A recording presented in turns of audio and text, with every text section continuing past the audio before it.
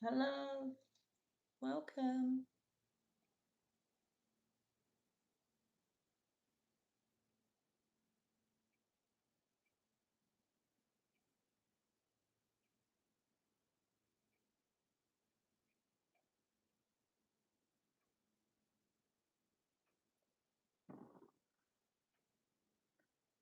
Hi, everybody.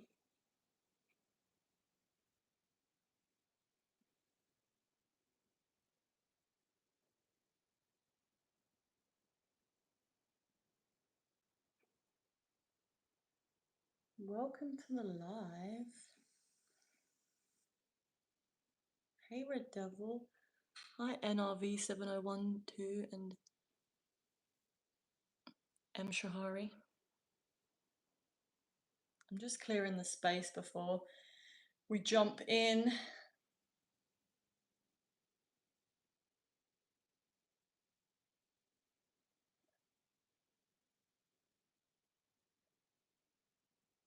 I'm well, thank you. How are you?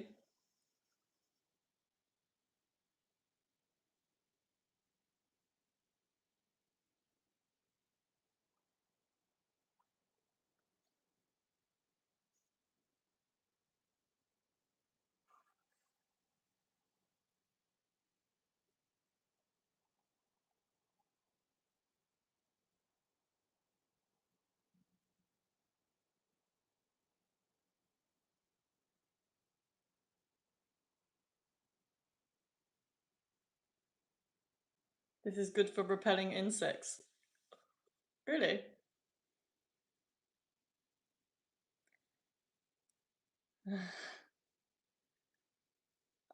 Thank you, multiversal trendy shorts. Thank you, my love. Hey, Helios. Hey, Tim. Welcome back.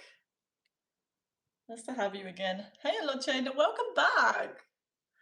Oh, I love seeing all of you guys coming back to my lives. Makes my day.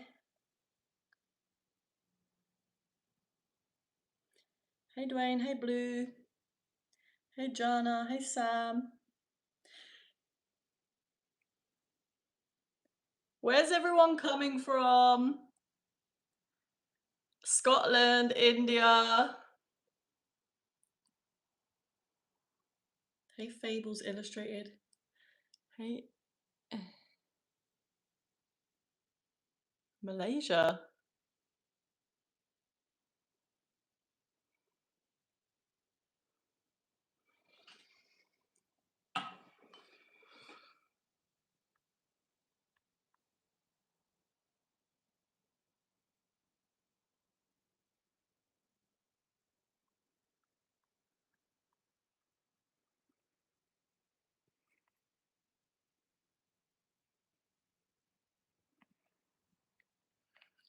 I'm from England.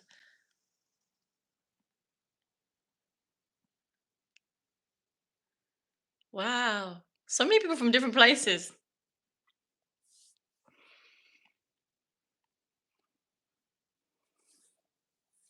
Hey, Skylar Rose. 6'7".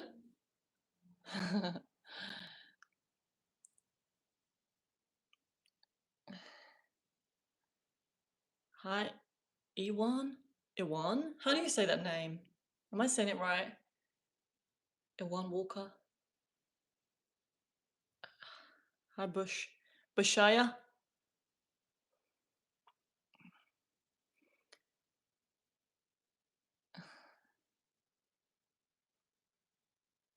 Amy, guess what? There is a girl in my class who I really like. I want to ask her out. Okay. Are you going to ask her out?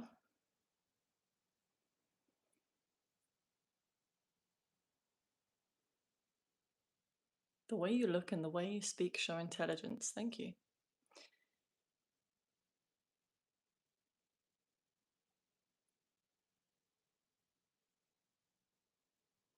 I have no now extensions.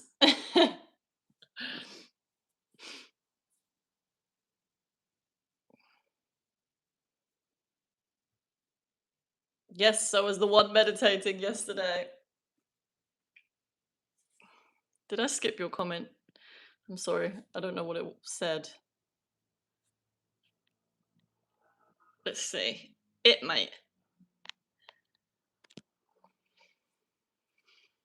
The best way to ask her out? I mean, are you already friends with her?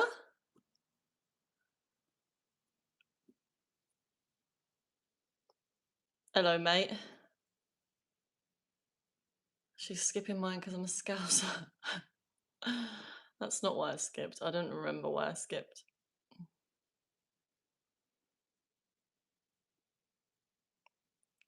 Tim, how was your day today? Oh, my day was good, thank you, Tim. How was yours?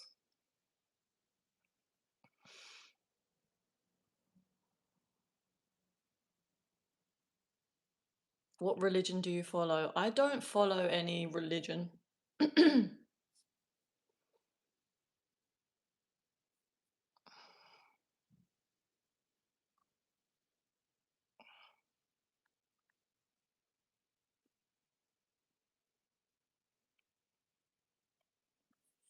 I just need to do something.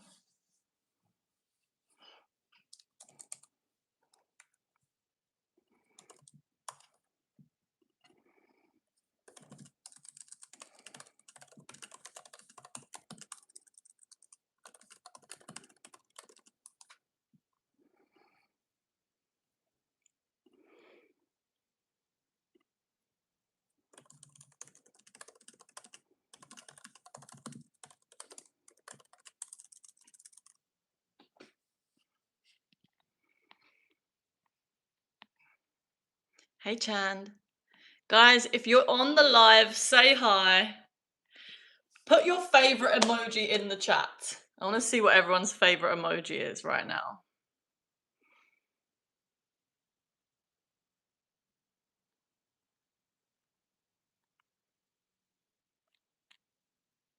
Do you know the difference between history and you? I don't know how to answer that question. Yes, we are friends, but I'm just nervous. Okay. Why are you nervous?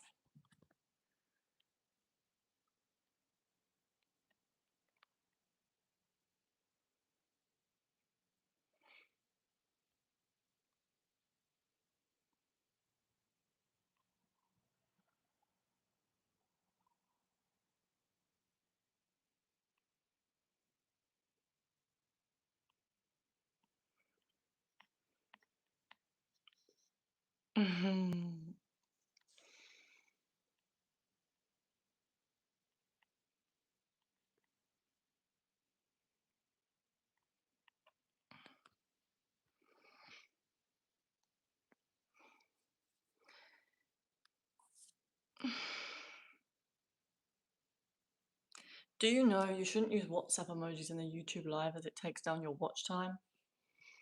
I don't know if that's true. Never heard that.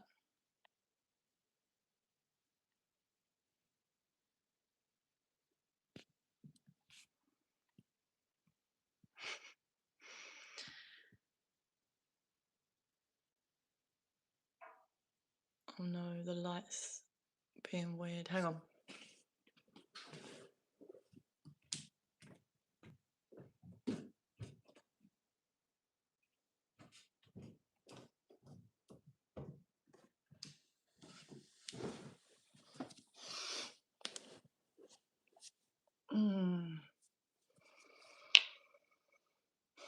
Hi guys, if you're in the live, say hi.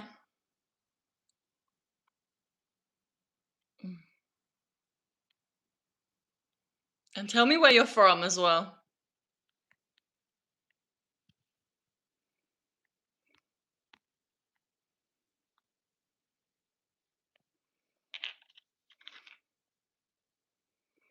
Are you still weed free? I'm day 4 into withdrawal and it's been rough. Any advice?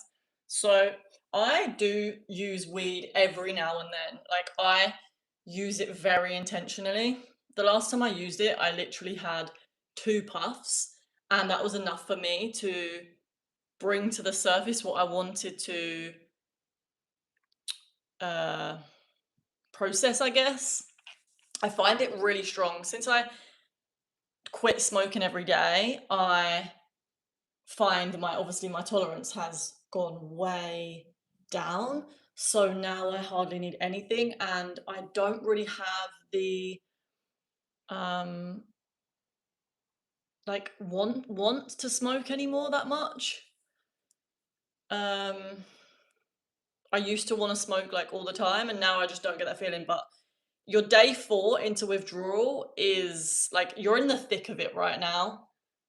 Like I remember for me, the withdrawal lasted probably like 2 weeks, but I also was cutting down. Like that was when I went cold turkey, but when I and then I went back to smoking. But then what I did was started cutting down gradually. So I would probably smoke like a couple times a week, and then I brought that down to once a week, and then I brought that down to like once a month or something, and then I'd go months without smoking. I wouldn't even think about it. So just hang in there, or if you feel like you can do the like reducing method like I did, maybe that would be better for you. I don't know.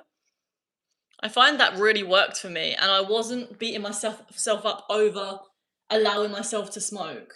And that was like the best thing for me to reduce, because I had said to myself, right, I'm not quitting, I'm just reducing. And slowly over time, incrementally, I would keep reducing more and more. And and it almost felt like my system then wasn't noticing it as much. Guys, where is everyone from? I want to know where's everyone from in the chat, like in the world.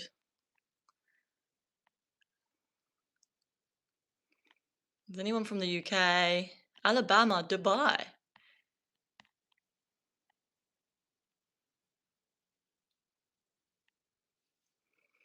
Weed is, you can definitely get a dependence to weed.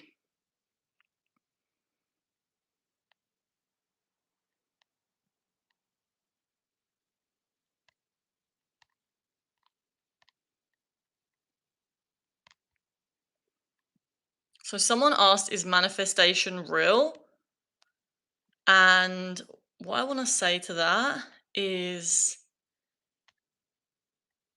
manifestation is happening all the time. We're manifesting all the time with our thoughts, with our words, with our actions. And also, you can just look around and see that everything in on the planet is a manifestation. It's come from something. Manifestation is like the effect of a cause.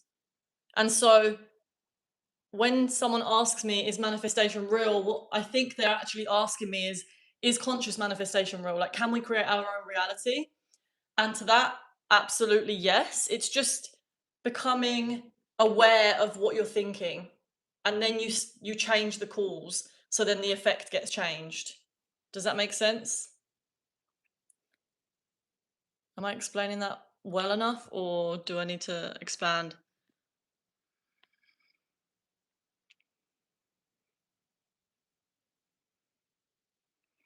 Hi, Ronan. Thank you for introducing yourself. I am well today, and I make spiritual content.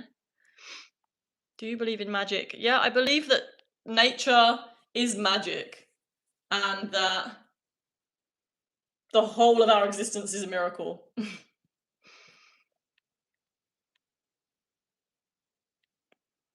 Do you think taking ayahuasca takes you on an internal trip or an external one?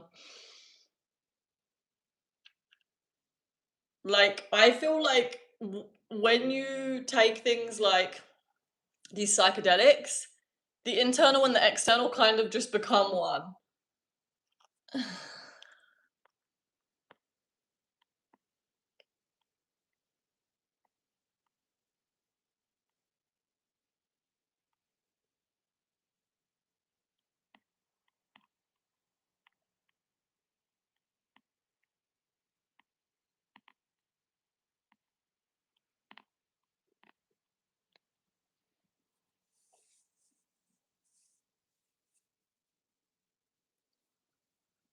I didn't know you could get addicted to cannabis.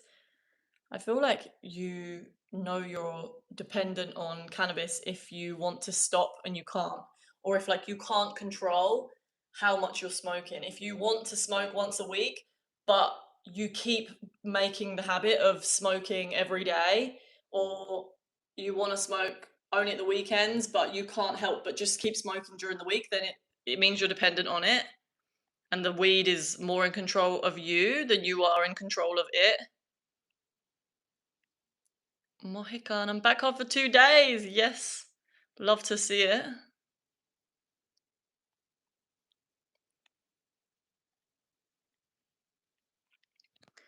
Who are you? What do you do? Who are you and what you do? That is like a These are like the questions of the universe. Who am I? What do I do? It's the exploration.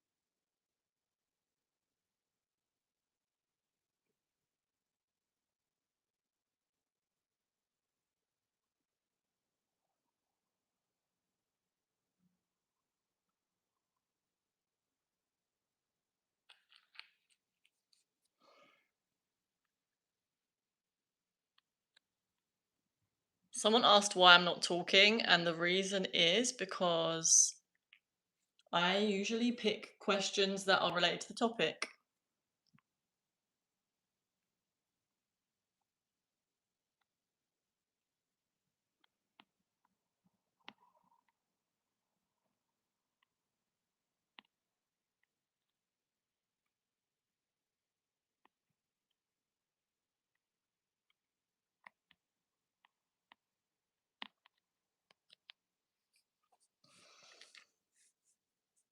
I'm from the UK. What lessons do you think society failed to learn from Jurassic Park? I don't know. But thanks, Tim. I'm sorry I couldn't answer your question. Maybe I'll watch Jurassic Park and get back to you. Can you tell me, though? Where are your teacher glasses, Amy? I don't need glasses. The topic is anything to do with manifestation, spirituality, anything to do with spirituality, pretty much. Subconscious reprogramming.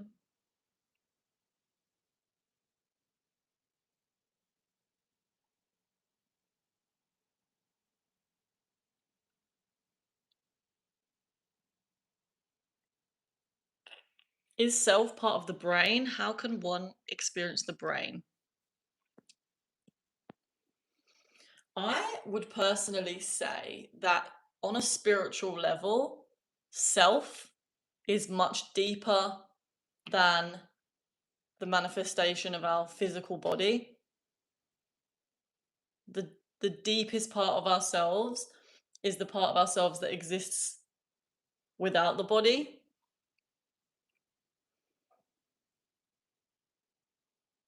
The I am, pure consciousness, our essence.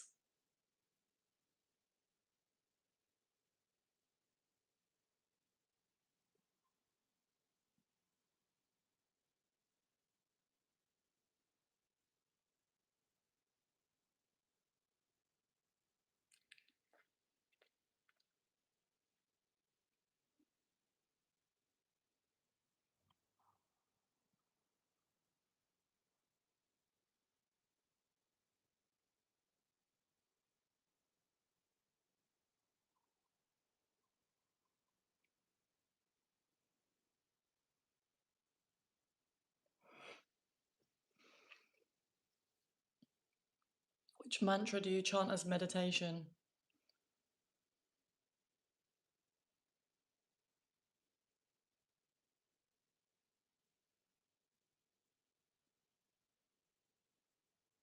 I used to do this chant, which is Om Namah Shivaya, I believe. Om Namah Shivaya. And someone told me this when I was in Bali, and I really like that one.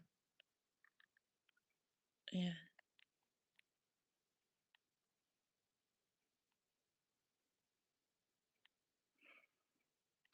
What do you want for you to happen tomorrow? I'm not thinking about tomorrow. Tomorrow's never gonna come. Try to just stay in the now. Do you use tarot cards or oracle cards? Which do you prefer? I do occasionally use them.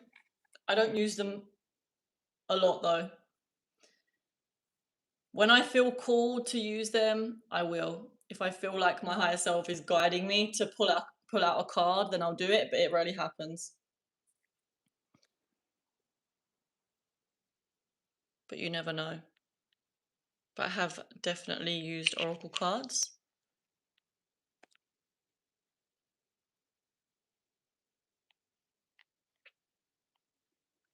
Benefits of meditation. Well, there are many benefits of meditation. When we meditate, we are bringing ourselves into a different brainwave state. So our usual brainwave state is, let's see, I can't remember what it is.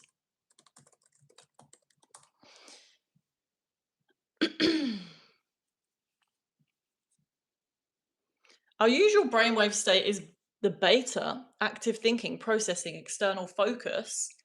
And then when we go into meditation, we go into the theta brainwave state, and that is basically bringing us into a calm, relaxed state.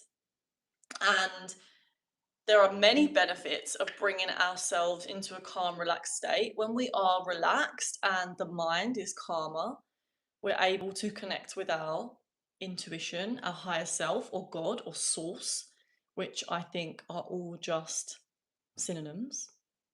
Our intuition is directly connected to source, the infinite intelligence of the universe.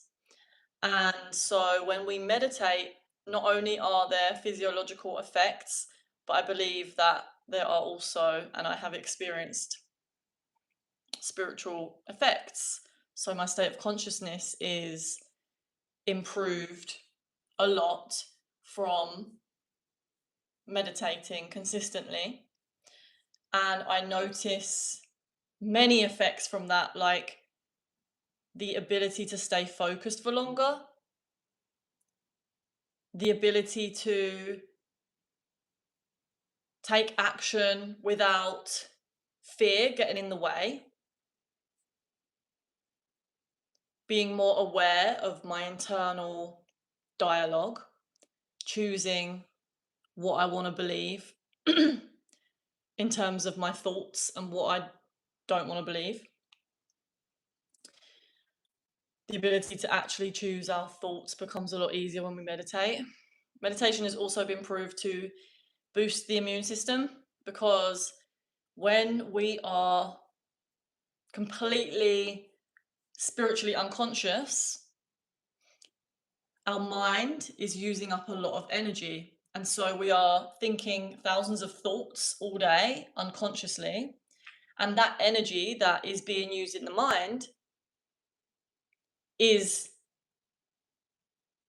being, it could be being used for the immune system. So when we start to consciously bring our energy into the body, now our body has more energy to heal. The mind uses up so much energy. Thoughts are energy. And so when we are thinking so many thoughts all the time, that's just burning up our energy. We can get really tired. So meditation can give you a boost of energy. When you're more conscious, you feel more alive. So that's another benefit. It actually has been scientifically proven to boost the immune system. And I mean, there's so many benefits. Helps me to visualize. So when I practice meditation, practice visualization over a long period of time, then I can get a clearer visualization. I can feel a bigger connection to the deeper part of myself that is connected to the universe, connected to the infinite intelligence. It can boost creativity. Just becoming more self-aware in general is just such a beneficial thing.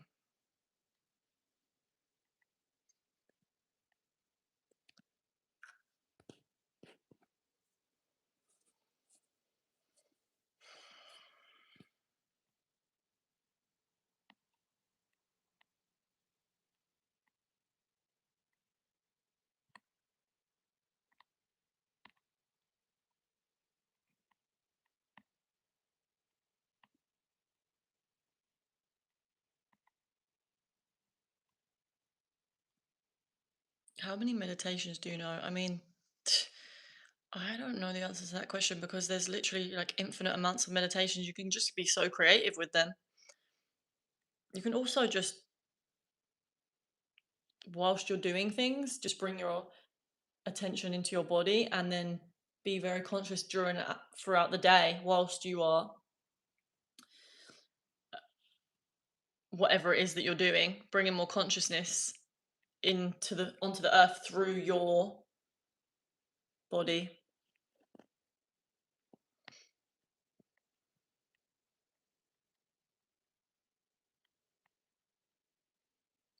I am confused between my mind and heart.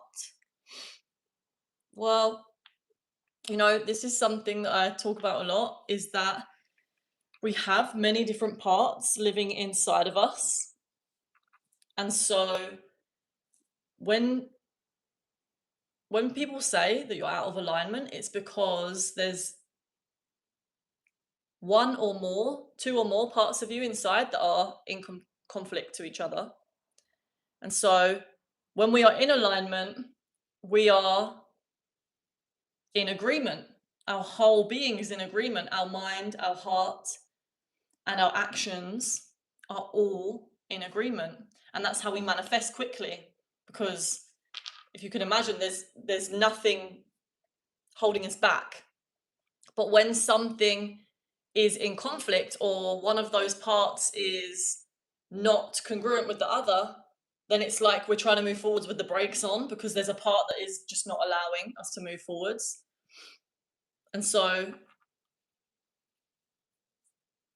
we have to listen to all the different parts of ourselves in order to understand what it is that they need and then come to find a way to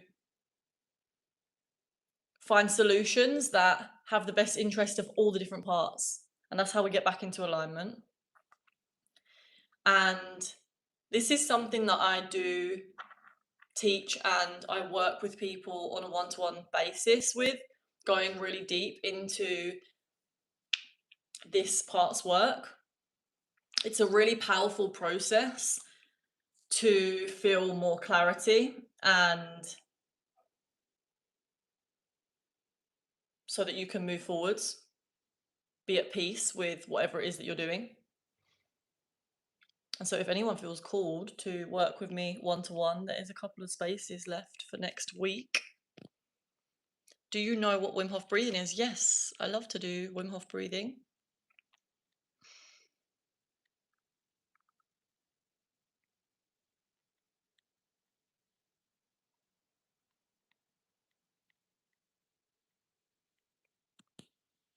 How can I do meditation because I didn't experience this? Well, how many times have you done the meditation?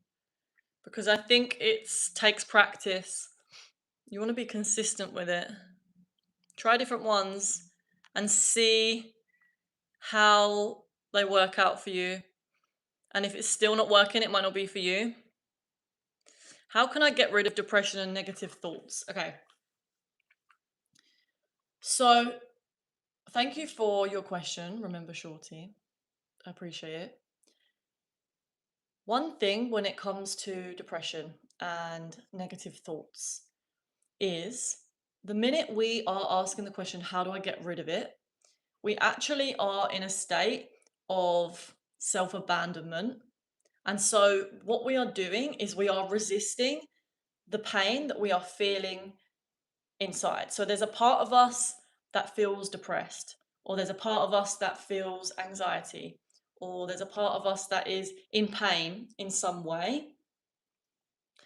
And so, what we want to do is switch our thinking from how do I get rid of this pain to how can I be compassionate towards the part of me that is feeling depressed? You want to treat the part of you that's feeling depressed like it is its own entity inside your body. One of the one of the things that humans do, which is not helping, is to identify with emotions and thoughts. So, for example, we might say things like, I am depressed. And if you really look closely at that sentence, what you're saying is, like, I am depressed. What you're essentially identifying with depression. You're saying that's what you are. If you can start switching your vocabulary to, I am feeling depression, I am noticing depression in my body, then you've already started that process of disidentifying with it. And then what you want to do is turn your attention towards the feeling, that feeling in your body that you are naming depression. Locate it in your body. Send your attention to it and say to it, I'm completely here with you now. And you want to say that in a relaxed way. You want to say that with the intention of really being with the part of you that is depressed.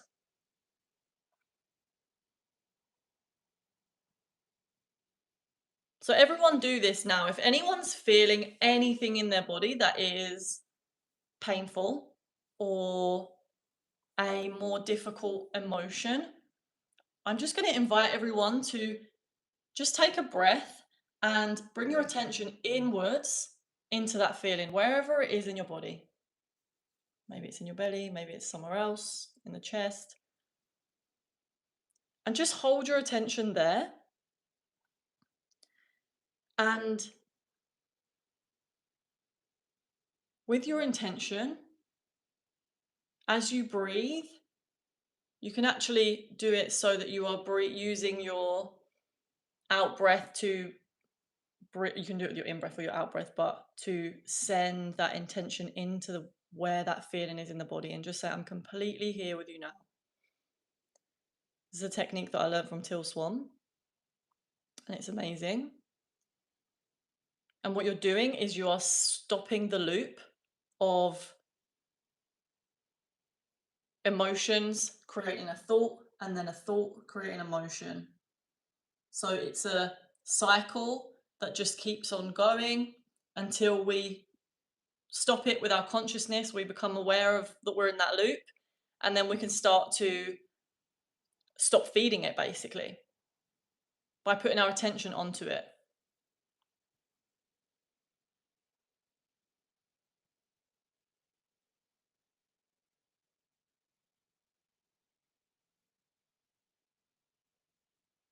And as soon as we start to be compassionate towards ourselves, we instantly start to raise our vibration because we're entering into a state of compassion, which is a very high state it's a very high state of consciousness. Compassion and love are like the highest vibration, and gratitude. So you can also say to yourself, You can say thank you to the feeling. Thank you for showing me that I am thinking thoughts that are out of alignment. Now I'm aware. Because what's happening when we're feeling painful emotions is that our emotions are notifying us that we are thinking thoughts that are out of alignment with our higher self.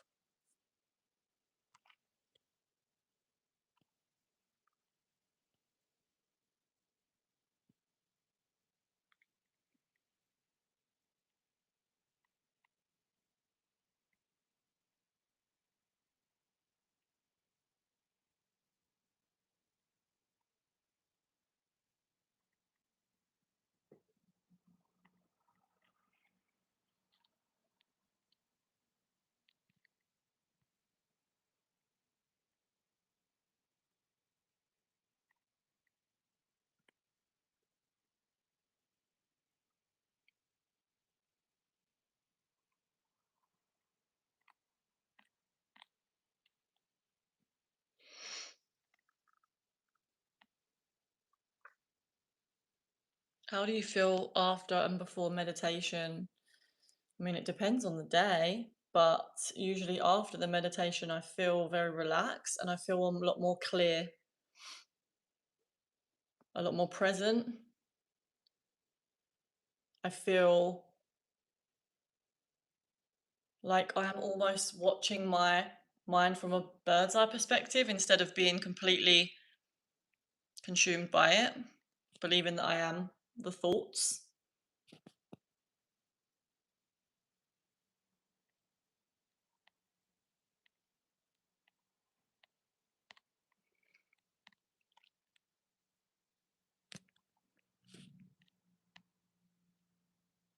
Hey, Minutor, nice to see you again. Thank you. I'm good. How are you?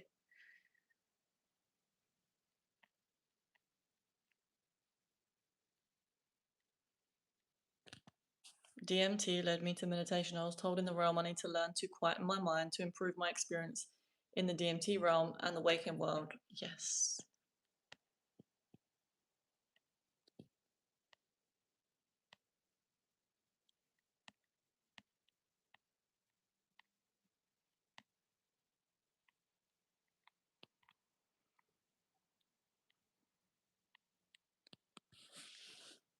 It's 2 a.m. in my country. I can't sleep. Any tips, please? I mean, if I was you, I would go on YouTube and I would type in body scan meditation. Body scan meditations are like really good for sleep.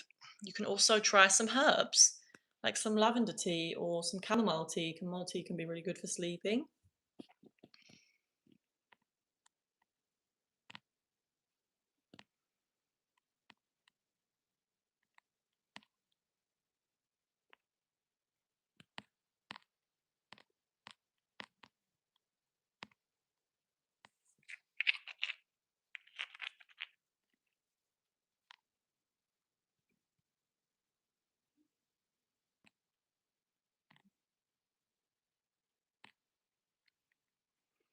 Right, I didn't see your comment, please. What was the question?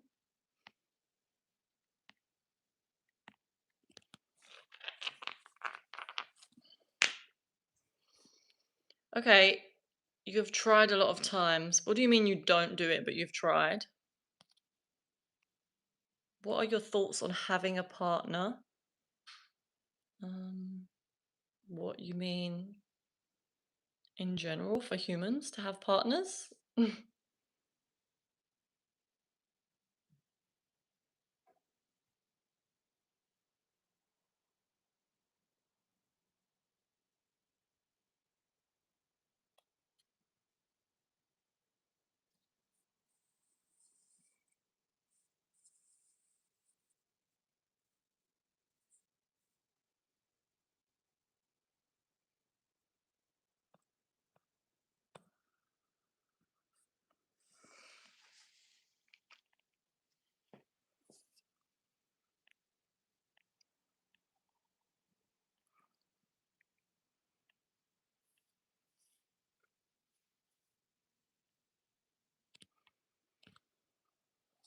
How to stop a girl from losing interest. Do you know what? I was listening to Neville Goddard earlier and he said something like the higher self never has to convince other people to love them. You don't need to convince someone to like you or to convince someone from losing interest in you. If someone loses interest in you, then maybe they were never meant for you in the first place. If you're being yourself, if you are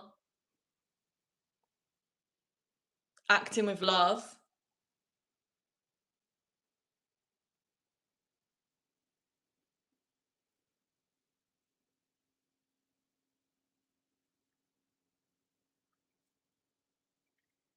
meditation can help you with sleep, yes, but it might be something else as well.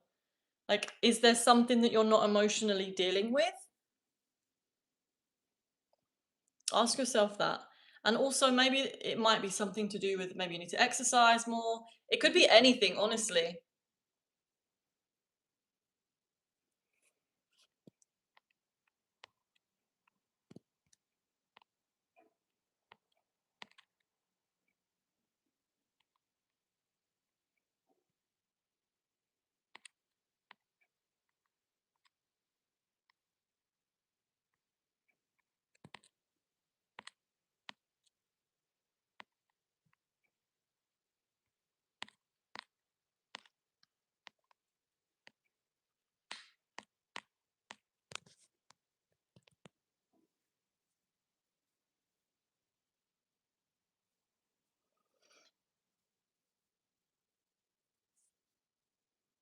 I read your biography and there you describe low self esteem.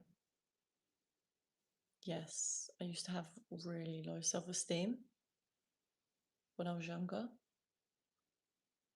And I've been recovering for years through the processes that I speak about. That's why I love to speak about them because they're powerful.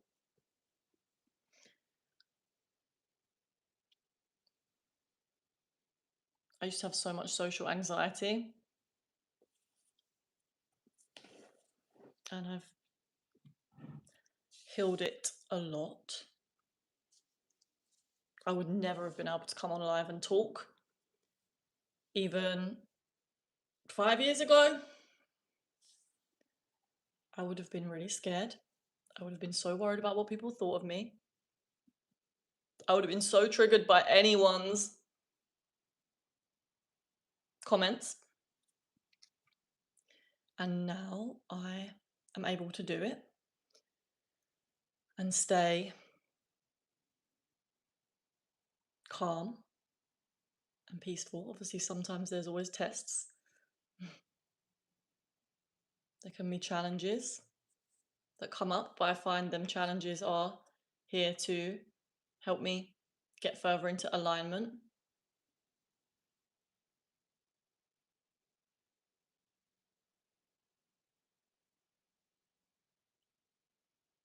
First time in this channel. I'm first time in this channel. Well, hello, welcome. It's lovely to have you here. Thank you, Tim.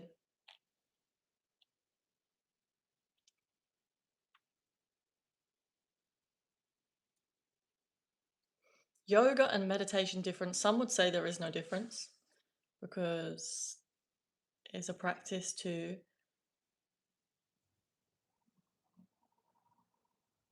bring our attention into the body, to merge our body, mind, soul. And so some would say that yoga is meditation. Meditation is a very broad term. It is just choosing to put your focus in one place. And that could be on anything.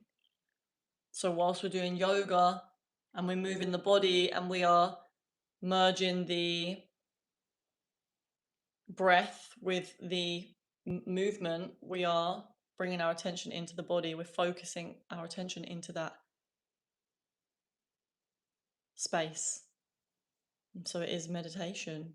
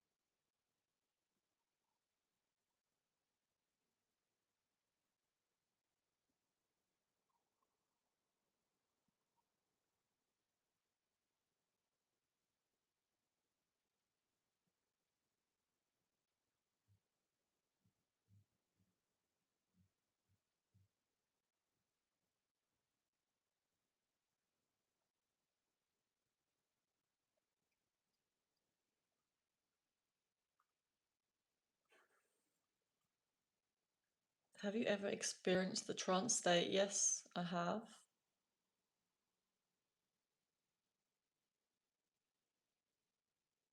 Through dancing, actually.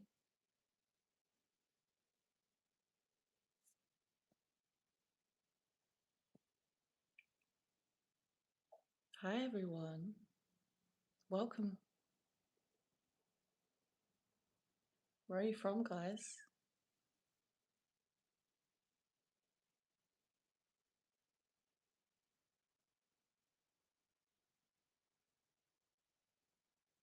Tell me something about you and this channel. I'm new. Okay. So, this channel is a way for me to express everything I have learnt through spiritual practice and dedicating my life to being in alignment with my higher self. And so I do that in order to be of service in any way that I possibly can to help other people to also do the same. If they have any areas in their life that they are stuck with, I use the practices that I do to help people to get back into alignment. And I teach different things, like how to consciously manifest, how to rewrite programs and scripts in your subconscious, how do you align with your higher self. Thank you, Chad, for your question. In order to align with your higher self, you must release anything that is in the way of aligning with it. Anything that contradicts your higher self. So this can be beliefs, your self-concept, thoughts, patterns. These can all be out of alignment with our higher self, and often they are. Conditioning that we accumulate from a very young age, from when we were born, and maybe even past lives, if you believe in that, or definitely our ancestors. And so it's a process of getting to the root of the belief that is contradicting our higher self, and then becoming aware of it, bringing it to the surface, which you can do in many different ways. Depending on what the belief is, it's going to require a different spiritual tool. Part of spiritual maturity is figuring out which tools to use at which time. Something that when I teach in my one-to-one sessions is I intuitively, through understanding what it is that you are stuck with, will choose a specific tool that is going to help unlock that aspect of you. And you then will learn that tool so that you can use that in the future.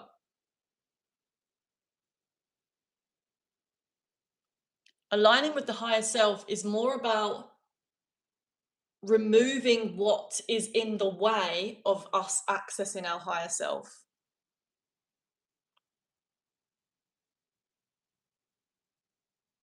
Our higher self is always in a state of clarity, always in a state of coherence. It's the part of you that always knows what to do. But what happens is when we have an intuitive impulse or we have a clear direction,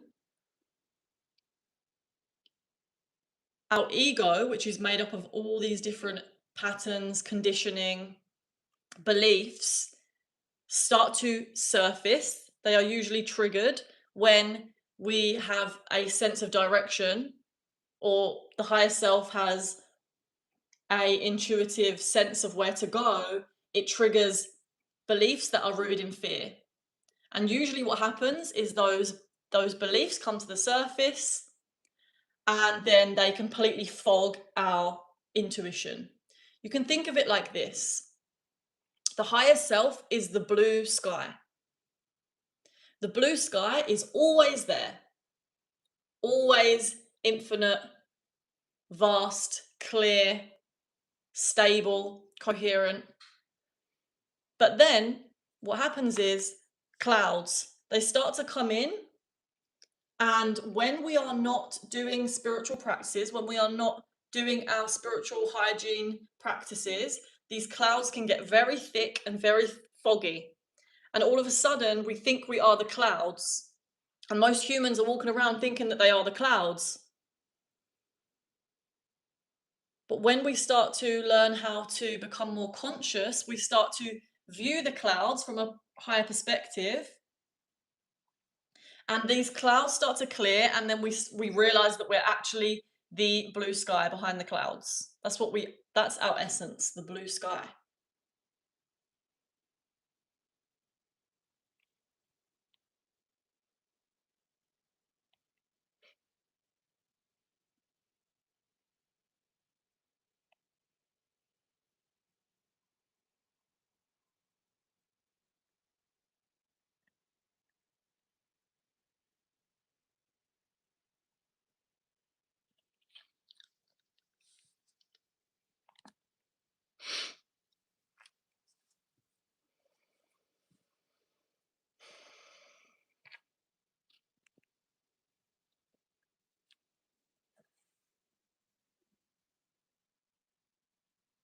Yes, you're safe here. Of course.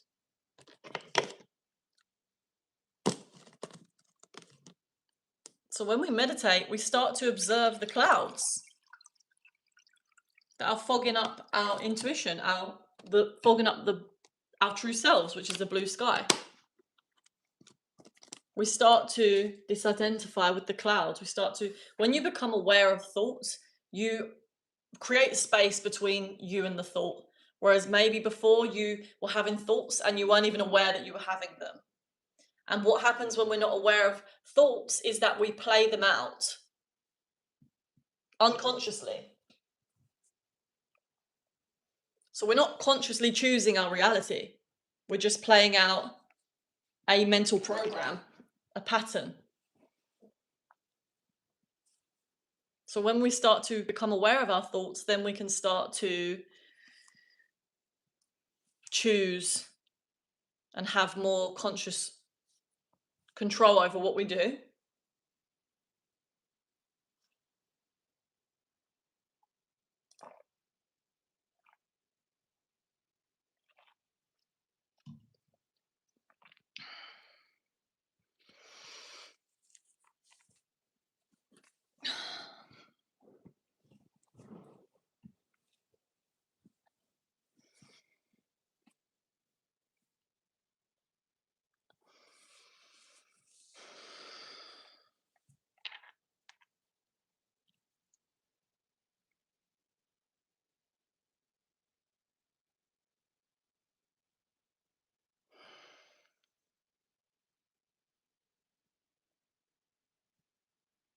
Everyone just say this affirmation with me. Love is infinite and I am its channel. This is one affirmation that I love to say every day. Remind myself of every day. Love is infinite and I am its channel.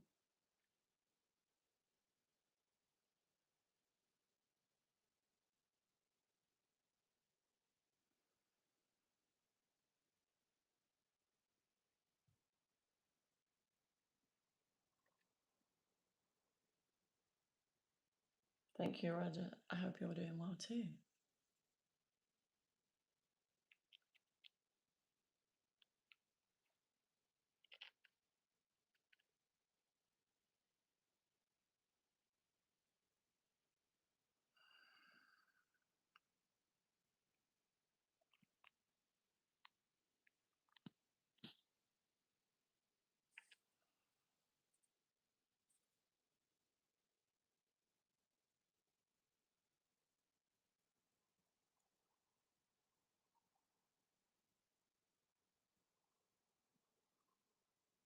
So, Shankar, I am being, I feel like I'm being called to send you or tell you to go and look up this spiritual teacher because he has basically got basically, I'm just going to read out your comment. I'm affected with psychotic problem for the past 20 years. Please help me. So there is a spiritual teacher that deals with this like specifically. He has worked with these kind of problems, and I really would recommend you to go and look at his stuff. It might help. Let me find him 1 second.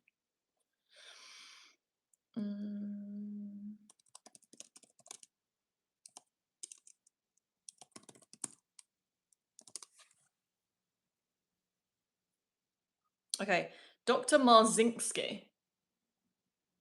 Dr. Marzinsky. Look him up because he goes into this. This is like his expertise. So I'm sure he has a whole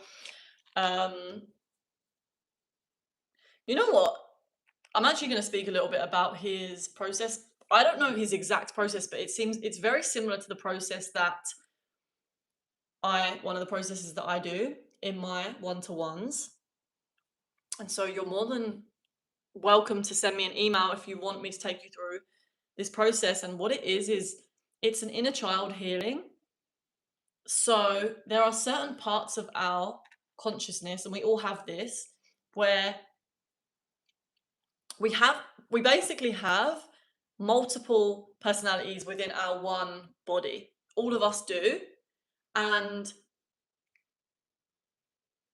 But you can call them parts. It's like different parts of you. And you'll notice this when you notice that different parts of you are in conflict sometimes. Like maybe sometimes you are finding it difficult to make a decision because there is one part of you that wants to do something, and then there is another part of you that wants to do something else. And so what can happen is sometimes we get a really intense trigger, and that is one of our parts coming up to the surface.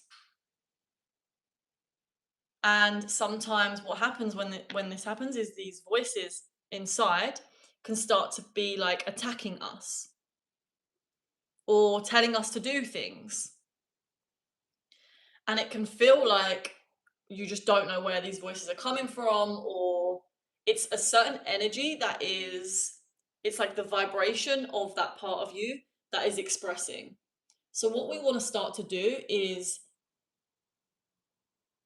sending compassion to these parts, and also bringing them up to the surface by asking them questions. Like you can ask a question to, when you get like a really intense trigger, say something happens and you feel like really triggered by it, or you're noticing a lot of negative thoughts, you can ask, okay, this part of me that is having this specific narrative or these negative thoughts or this feeling, You can ask that part of you, when was the first time that I felt this?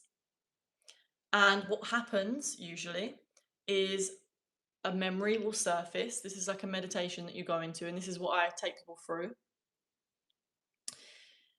A memory will surface, and you start to work within that memory. So, what you're doing is you are going deep into your subconscious.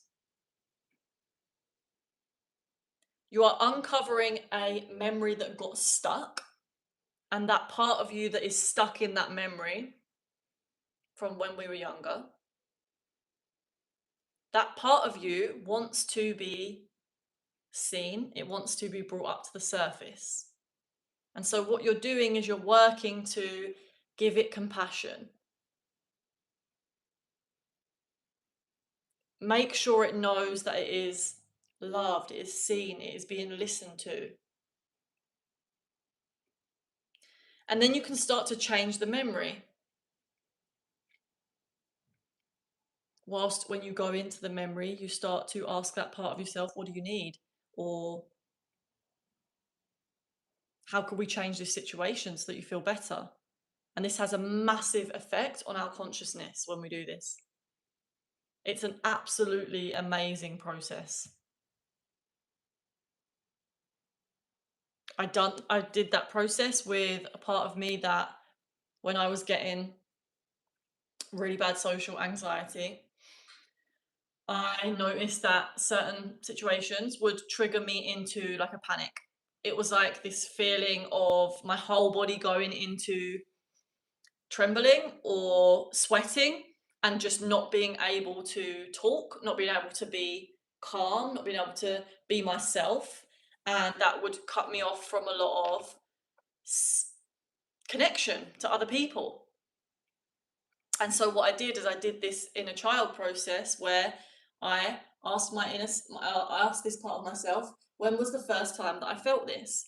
And instantly what happened is a memory surfaced, and I am in this memory. I'm in primary school, so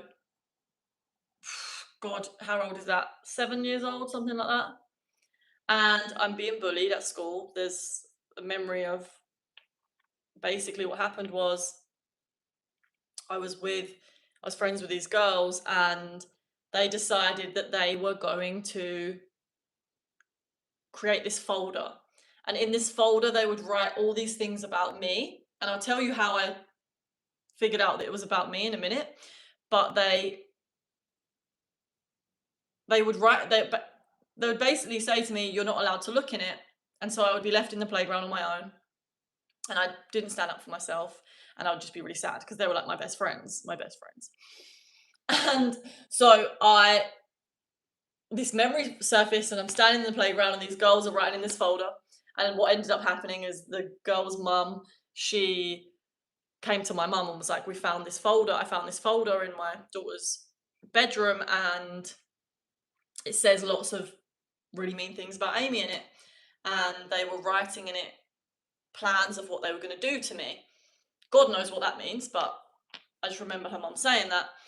And so in this memory, I am on my own in the playground, and this child part of me got stuck in this memory. And so anytime I went into a social situation that triggered this memory, I would go into panic because that part of me wasn't healed yet. And so when I did this process, I sat with this child part of myself and I really let it express. And usually, what happens when we do this is a lot of emotion can come out, and that's part of the process. You want to release that emotion, allow that part of you to fully feel, because what happens when we are being traumatized is we dissociate. It's like our body's natural way of protecting us is to kind of abandon ourselves in that moment or dissociate from the situation in that moment. So you might not even consciously remember it until you do these processes, and then you're like, oh my God, yeah, like that, I remember that, and I haven't thought about that in years, but your body remembers it.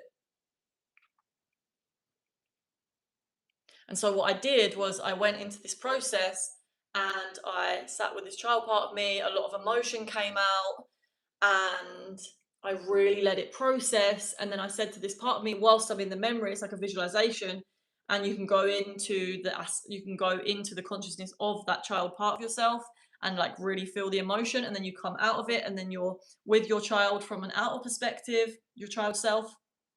And as you're doing this, you are your higher self, but you are lovingly interacting with this part of yourself that has been through this trauma. And then you can ask this part of yourself whilst you're in the memory, what do you need?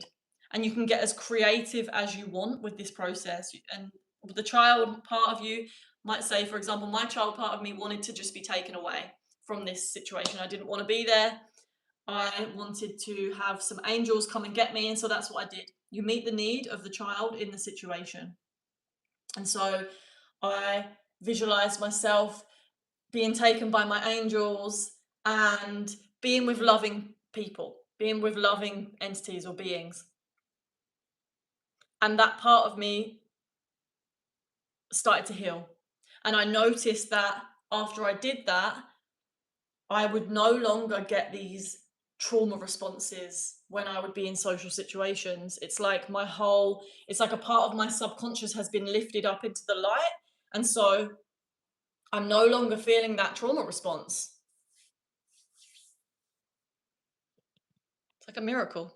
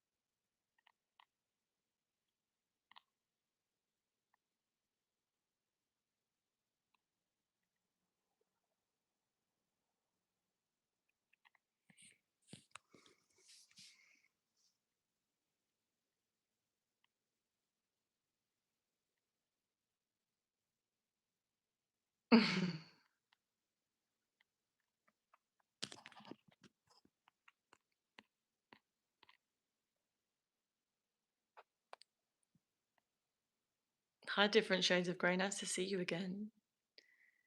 Hi, Hannah. Oh, you're back. It's nice to see everyone that's back again.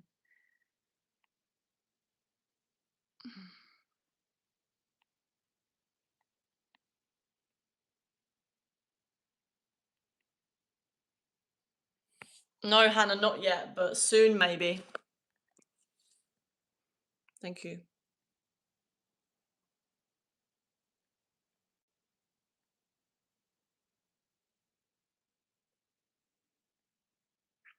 I know, Tim. Do you want to moderate for me? You're welcome to.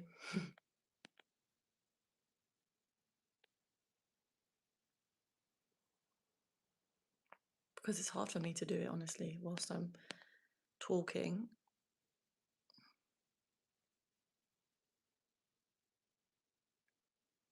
We're lucky to get another live so fast. Well, I am doing lives for 30 days. I think we're on like day 15. I lose track.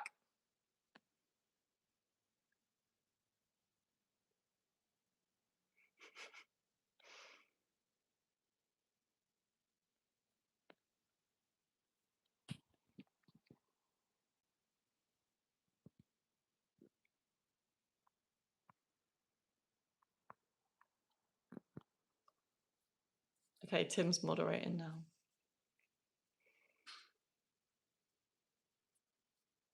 Guys, please be conscious with your comments. We want to keep it a very safe space for everyone.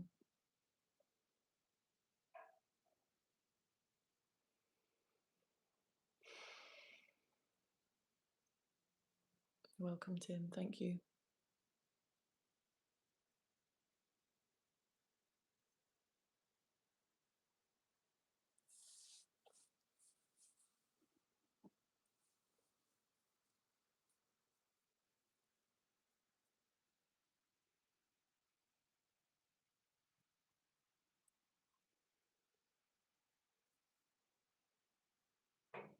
Yes, what is your question, my love?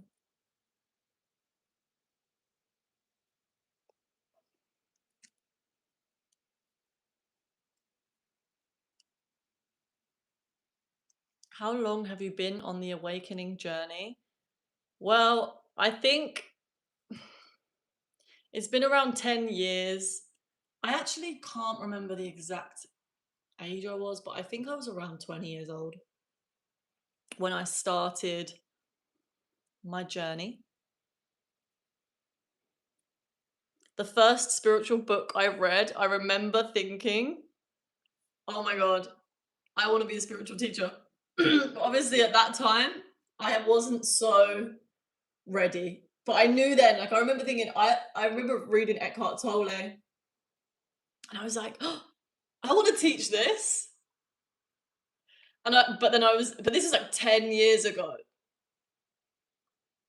And ever since then, I've literally been doing everything I can to stay in alignment with that goal to teach. So learning, practicing spirituality, keeping myself in alignment. I stay very dedicated to staying in alignment all the time. If something comes up that is in resistance to me being in alignment, then I will deal with that. I will make sure that I am always listening to anything that is contradicting.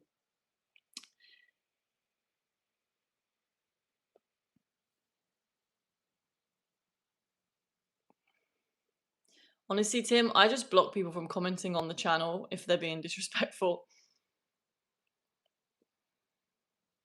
Can you do that, or is it just asking you to time them out?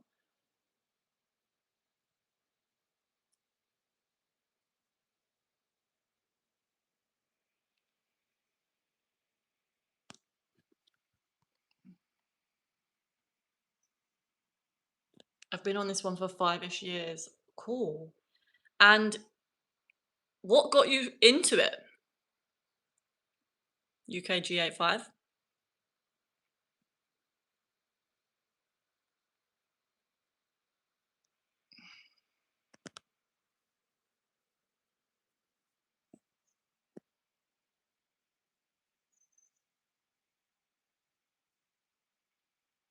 Can you see in meditation if we are going World War III or not? Well, do you know what Till Swan said once? Well, she said this in one of her videos, is that we're actually already in World War III. The world is already at war.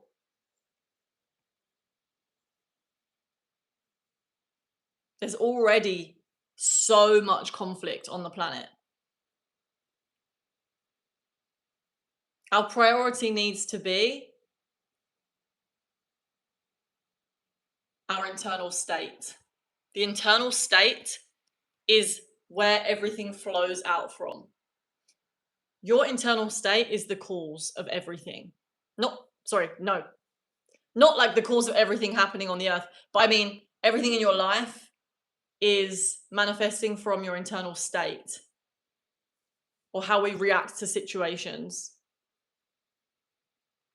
And collectively, when we all are tending to our thoughts and our beliefs, we have so much power to shift the energy on the planet.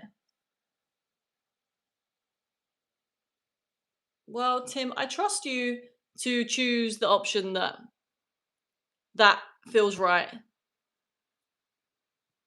Honestly, it's fine.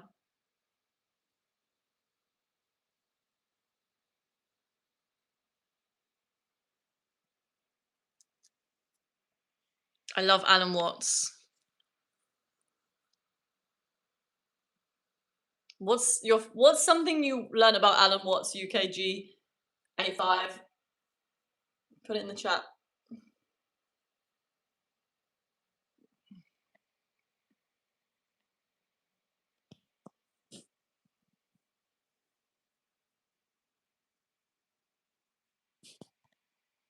Where are you from? I'm from England. UKG. Alan Watts has some amazing lectures, and Amy's right. We need to work on our internal state. It has to be the priority for all of us, and it's going to take all of us, really, and that's why I literally dedicate my life to teaching how to shift the internal state, because I genuinely believe that that's how we're going to shift the energy on the planet. So I believe that's why I came here. The universe literally helps me to do that.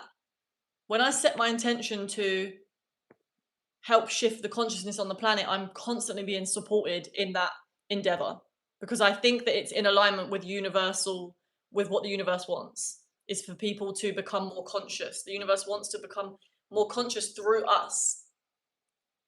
And so when we bring our consciousness into whatever we are doing, we get more support from the universe. Otherwise, we're always being supported, because when we're out of alignment, the universe is showing us we're out of alignment through the intelligence of our body, our feelings.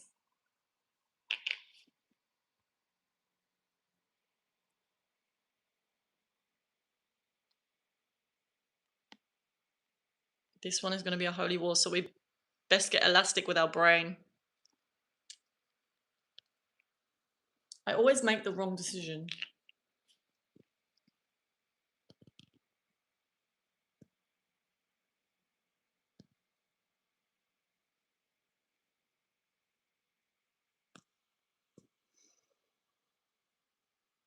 What is your ascendant sign? I am a Capricorn. What's yours?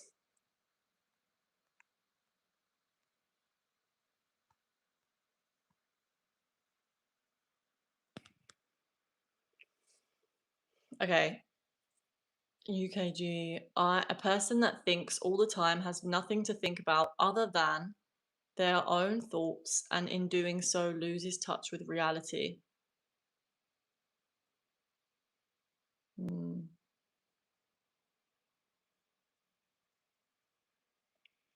Yep.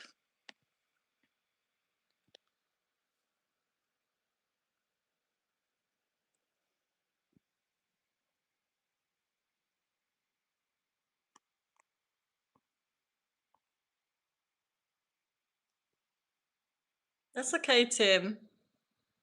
I appreciate you anyway. I'm a Gemini. UKG. Is that what the G stands for?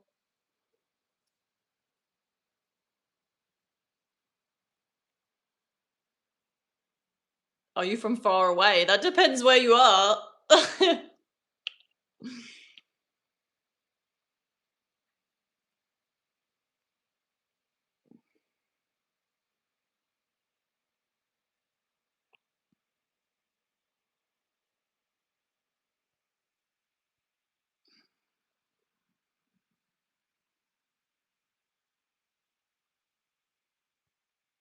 Leo ascendant.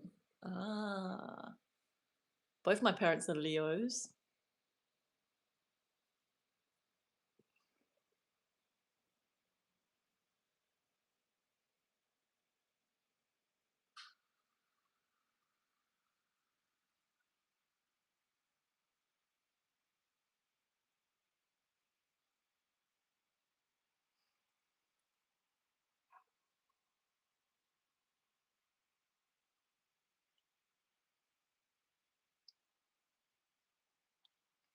Do you believe in spirit guides? What are they?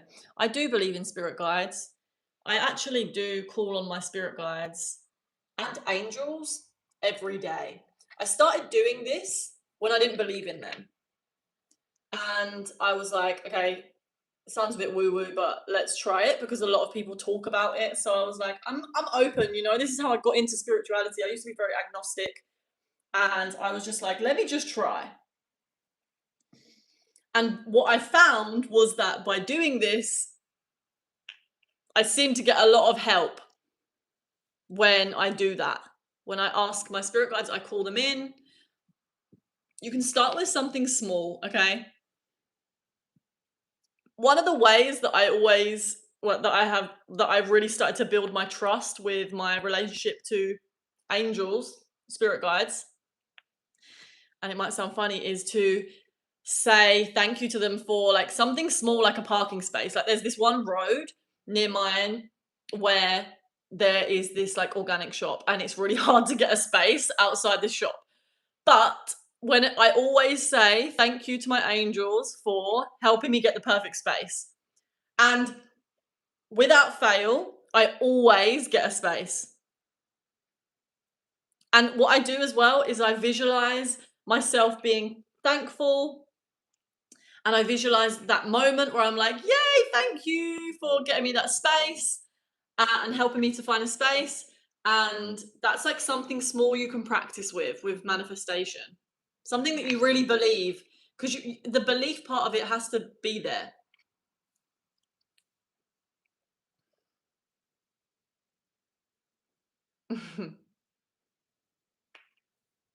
And once you start to see it working, then you can start working with bigger things. Because sometimes it's like it's the belief in it's the lack of belief that's cutting us off from actually receiving. And now when it comes to like spirit guides and angels and stuff, I'm like connecting with them through the imagination realms. Like I feel like the imagination realm is the spiritual realm.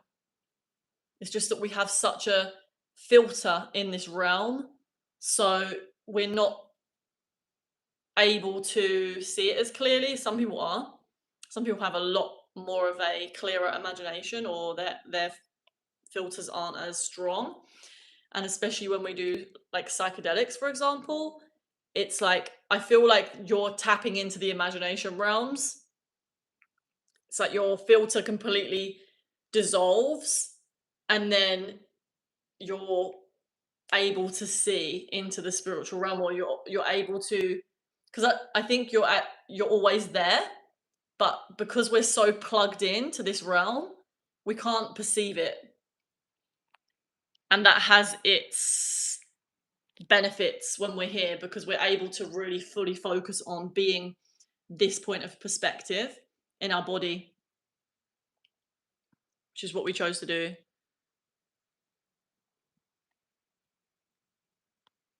Thank you for subscribing, King of Emoji. And I invite anyone else to subscribe if you haven't yet, so that you don't miss my lives. Doing lives a lot, so, and any future events that I'm doing.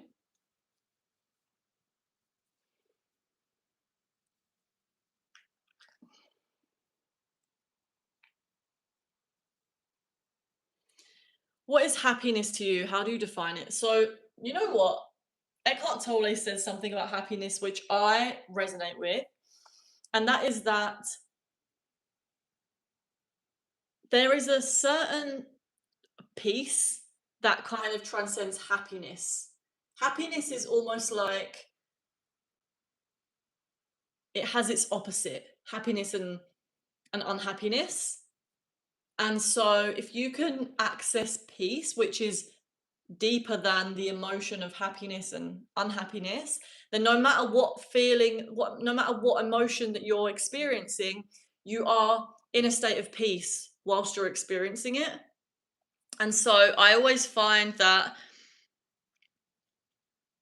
happiness can be fleeting, and we go in and out of states of being really happy and then dropping back down to being sad, or getting really excited and then being deflated, or it's like this ebb and flow. But if you can just observe that ebb and flow, then that for me is the true peace, true happiness, which is actually peace.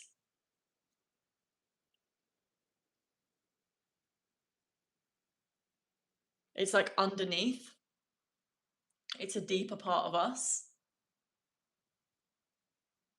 Being in alignment to me is true happiness. When I am in full alignment, my mind, my thoughts, my emotions, and my actions are all in alignment. That's when I feel the most high vibrational, most grateful.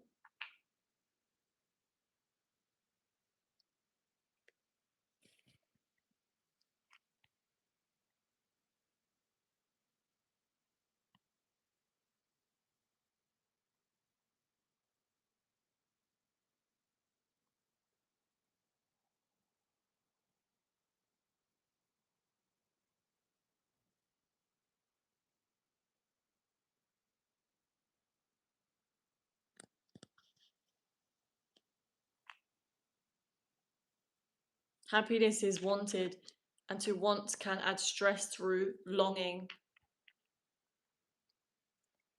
UKG says. I do agree with that in a way. It's like, I think you can be in a state of gratitude and peace and still have desire, but the desire then is coming from a more divine. It's like your divine desire. It's a very peaceful desire. You know that you want something or you want to work towards something, but you are at peace as you think about it. Whereas when we are in this state of longing, we're actually in a state of lack. We're believing that we don't have something, that we're incomplete in some way, and that we need something in order to be happy in this moment, in order to be in peace at the moment, at this moment, or to be feeling more high vibrational in this moment. Because when we want something, what we actually want is a feeling, and what we do is we associate the thing that we want with the feeling that we want. So what you can do is shortcut that whole thing by noticing, okay, what am I associating? Let's say I want a boyfriend, right? Or a partner, a romantic relationship. What is it that I think having a romantic relationship will give me? Okay, I think it will give me a sense of happiness or a sense of love. So, what I can do is imagine myself already having that. And then what happens is you start to feel those feelings. And so that is proof that you don't actually need that thing to feel the sense of love, because you are the source of that love. You are the one that is generating those feelings. It doesn't come from someone else. It doesn't come from anything external. It all comes from within. And then when we access that part of us and we are able to feel it now, then we no longer have that longing. We no longer are waiting for anything. We are already assuming the state of love. We realize that we are the source of love and that we can access that source at any time. The minute we start to feel like we need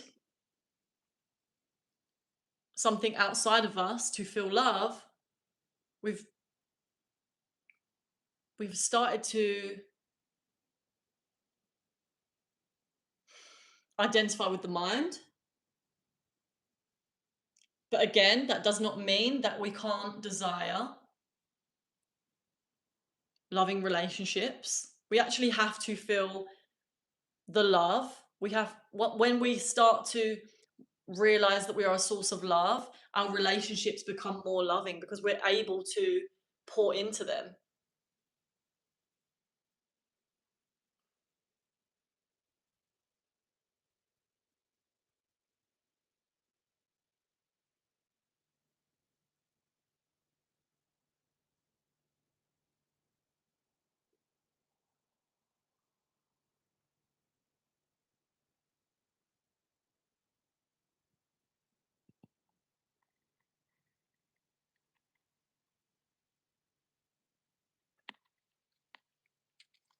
Peace requires so little energy. Yes, it does. And that's why I love to meditate, because when I'm meditating, I am stripping myself back down to the essence of my being, which is peace.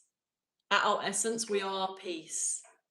We are the calm blue sky that is always there behind the clouds.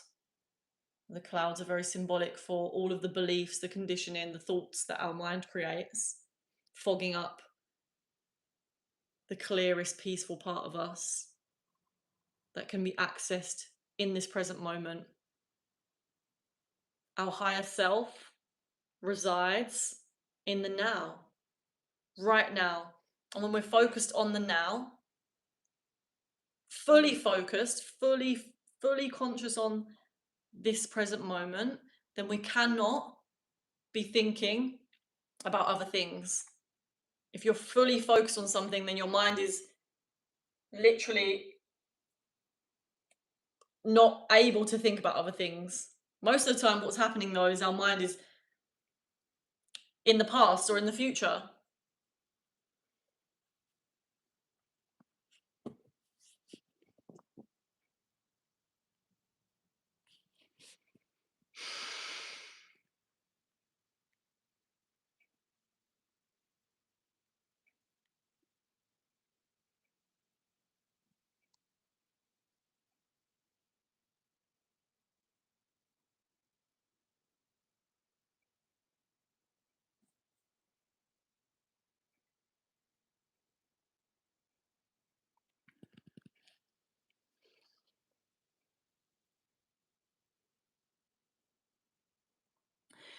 So, Hannah, you said, what could shame a low frequency?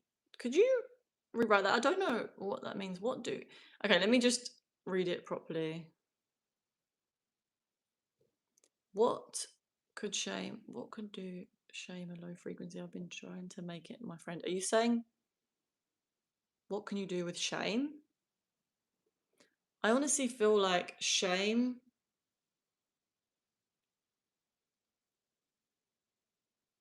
it's it's a feeling that comes up when that is notifying us that we have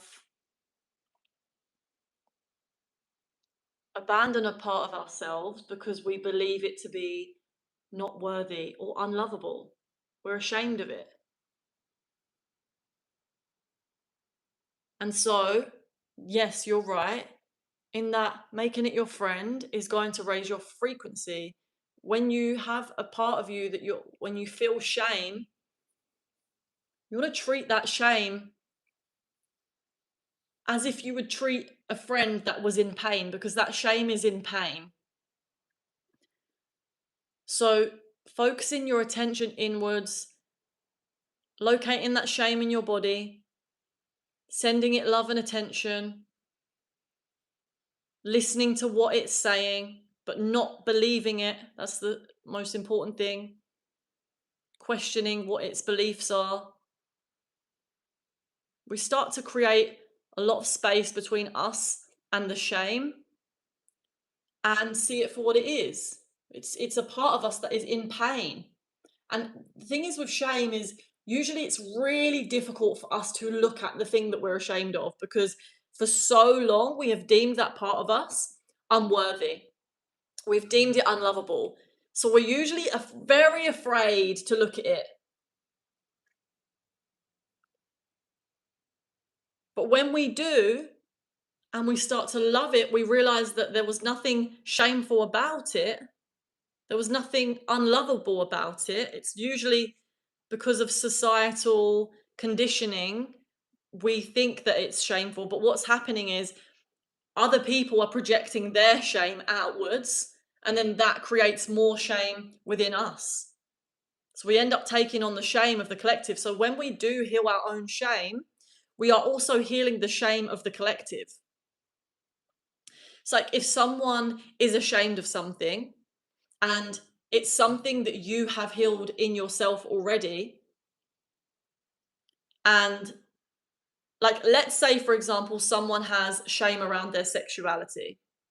This is a big thing in society, that people have shame around, thinking that we are bad for having sex or having sex with a certain amount of people. This can be very triggering for people. And we take on shame. We think that we're bad for, especially women, for having past partners.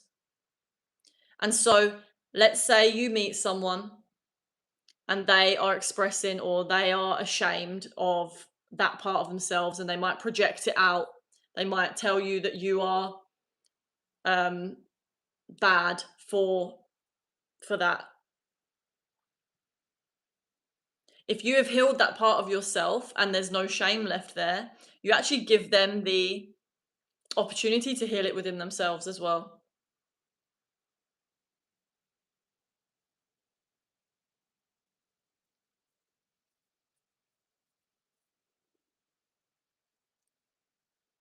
why healing is so powerful on a collective level. When we heal a part of ourselves, it just starts to ripple out. It's just like, hang on, this person isn't ashamed of their sexuality. Maybe that means that I don't have to be ashamed of mine then. You know, it's like a little opening for, oh, maybe it's not bad.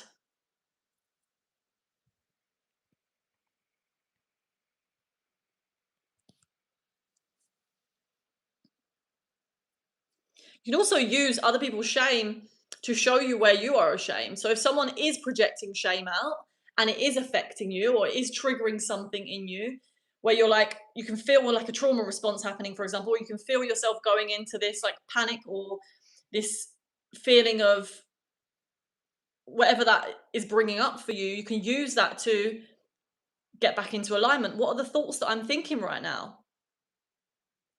A lot of the time it's I'm never going to be loved. Like when we think that there's a part of ourselves that is not lovable, we are believing that we are not loved or that because this part of us exists, we won't be loved. So you can start to notice, okay, if I know that the higher self is connected to infinite love and I'm having thoughts that are in contradiction to that, like I'm not going to be loved because of this part of myself, then you can question that. Is that true? Do I know that that's 100% true?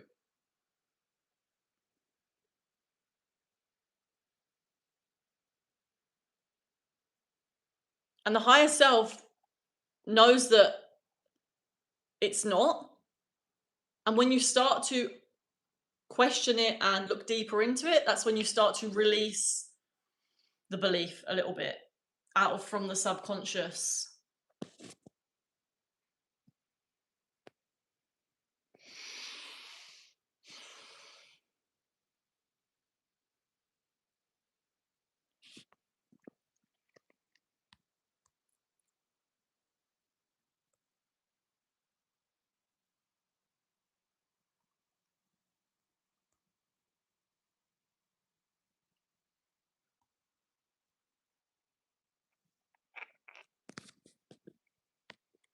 Since when being single is a form of loss?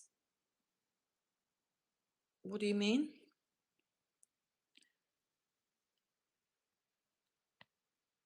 Thank you, Zaza.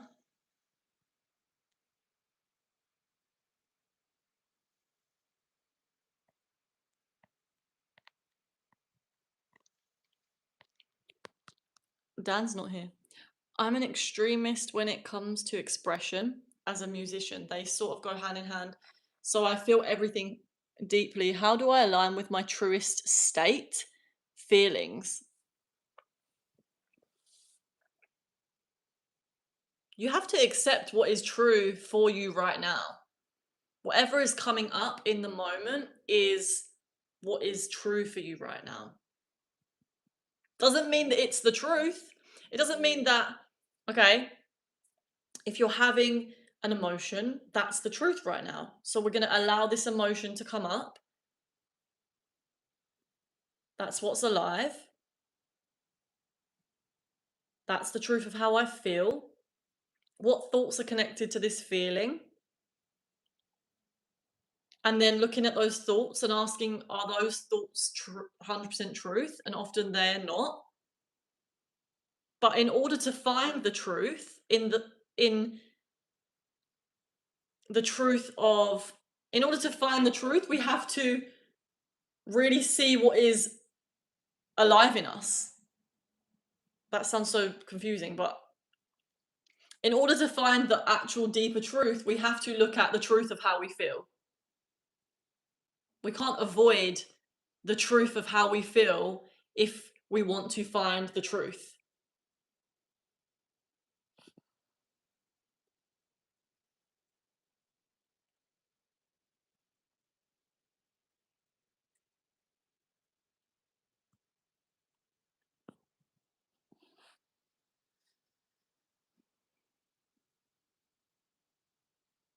Okay, UKG, nice. Amy knows lol, but it is a double-edged sword when you know this much about the puzzle.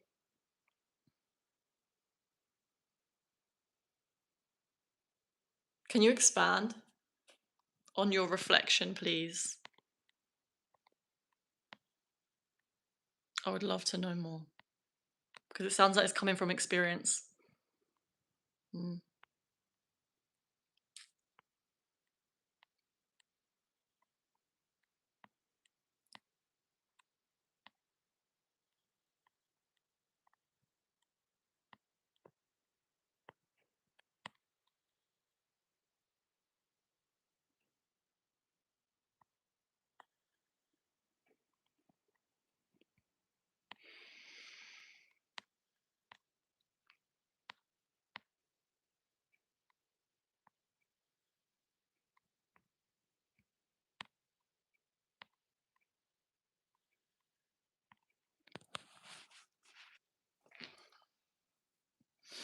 Would you call shame a low frequency? If you're constantly in a state of shame, then you are going to be vibrating at a lower frequency because you're thinking thoughts that are lower vibrational. You're thinking thoughts that are contradicting love. They're fear based. It the, it's either going to come from fear. Your thoughts are either rooted in fear or love at the most simple base level.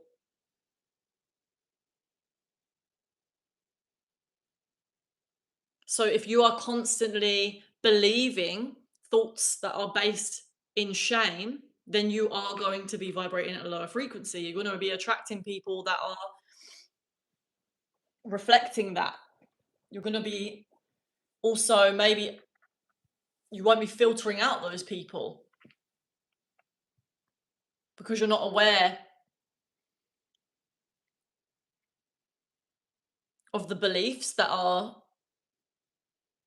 connected with the shame. But once you start to, all you have to do is start to notice when you're feeling the shame and then send compassion into it. As soon as you start to send compassion into your body, you start to raise your vibration. That's why every day when I have an emotion come up, I am saying to myself, I'm completely here with you now.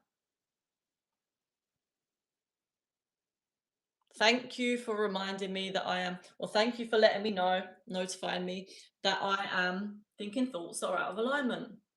Gratitude is also going to bring you into a higher state. So that's like the best practice you can do because you're not trying to change the feeling. You're allowing it to play out. You're allowing it to move, but you're just saying thank you for it notifying you that you have started to think thoughts that are out of alignment.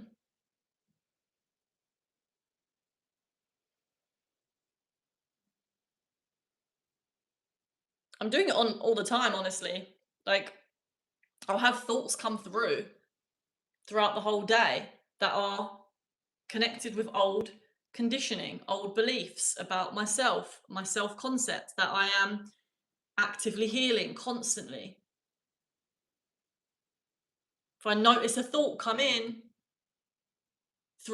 I notice the emotion usually first. Like even when I'm on these lives, sometimes I'm doing it.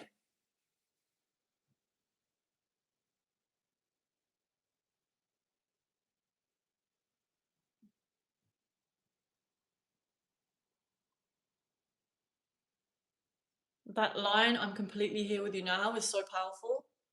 If you really feel the intention behind those words,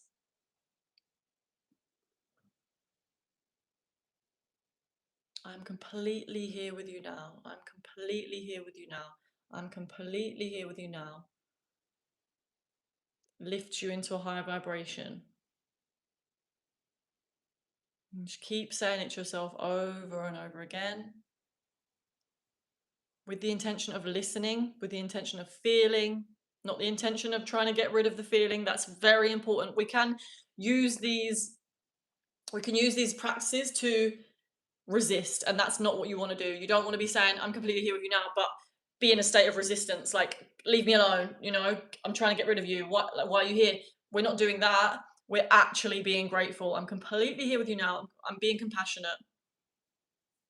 Thank you for showing me what I'm thinking. noticing what thoughts are connected. You can say to the feeling as well, what do you want me to know right now? The feeling is coming up like it's it's a signal. It's like a signal in a metal detector.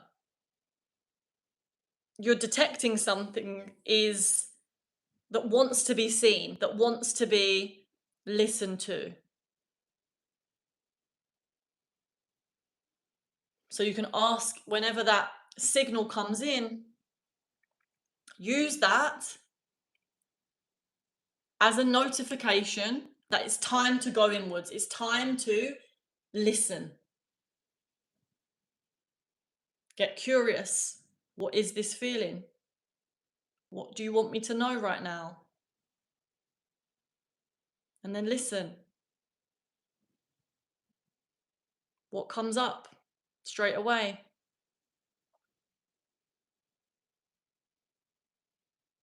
Get to know the feeling. What do you need right now? What do you want me to know?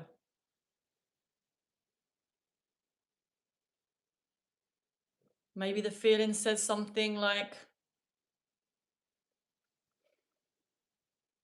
I'm never going to be good enough. There's no point in trying. I'm just lame.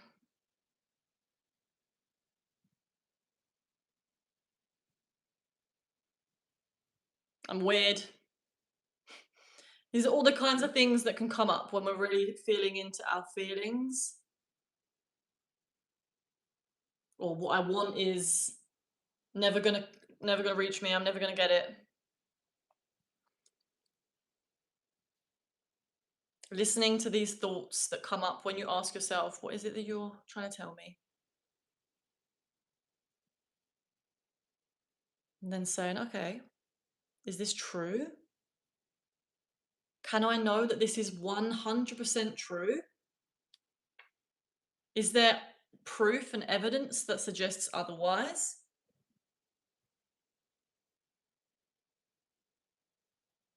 Questioning with your intuition to find out more. Okay, why do you think that?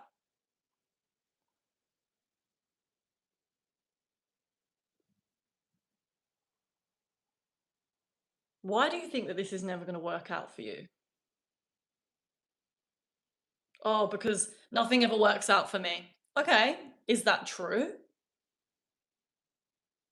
Can I know that that is 100% true, that nothing ever works out for me? Is there evidence in my life that things have worked out for me? Okay, then maybe that's not true. And through this process, naturally, the belief starts to lose its grip. And a lot of the time when we do this, we might get emotional. We might start to feel emotions arise, and that's completely fine. Sometimes you need to let it out, cry a little bit, but with compassion. Know that when you are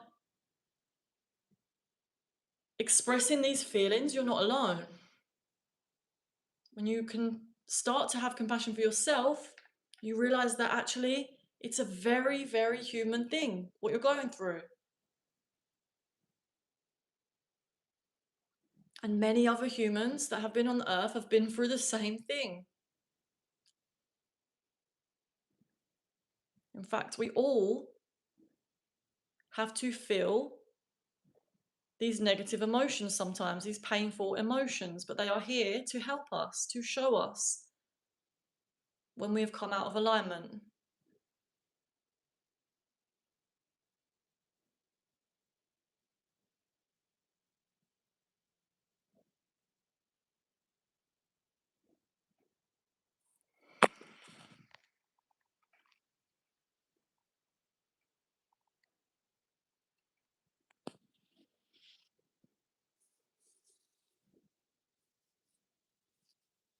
How do we know what for sure what's meant for us? Okay. So guys, I feel like closing my eyes is really helping me today, so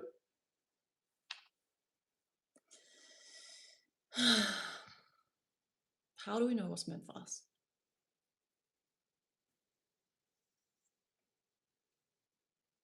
Okay, there's many ways that you can figure out what is meant for you, but before I go into that, I just want to say nothing that is not meant for you can wait.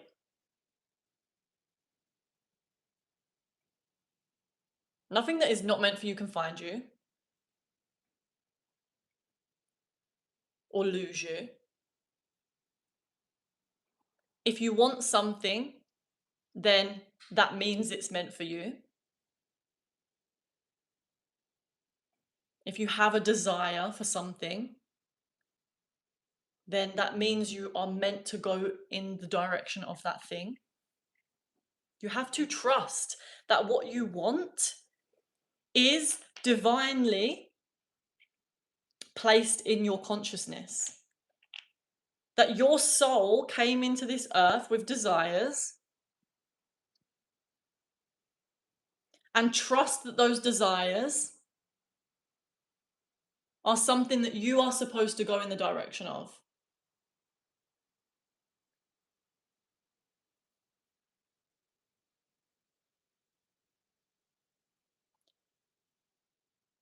Often, what happens when we think that we are not able to get the thing that we want, we feel envy. So notice when you feel envy for other people, that's a sign that you have a belief that they have something that you can't get. And so when we feel envy, again, it's an opportunity to get back into alignment. What are the thoughts that I'm thinking? Maybe one of our friends is happily married and they are in a really perceivably happy relationship, a relationship that looks happy to us. Now that's subjective because I could think that someone's relationship looks really happy, but someone else might look at their relationship and be like, that's not the kind of relationship that I want. But if I'm looking at their relationship and I think, wow, they're so happy and I feel so envious, that's a sign that there's something about their relationship that I want that I don't think I can get. And so when I become aware of that, I have now unlocked a part of me that, okay, now I know that I want that. And there was probably a part of me that believed that I couldn't have it, so I was suppressing that want. When we believe that we can't get something, we try to suppress the desire because we've already told ourselves, I'm not going to be able to get that, so I'm not going to try.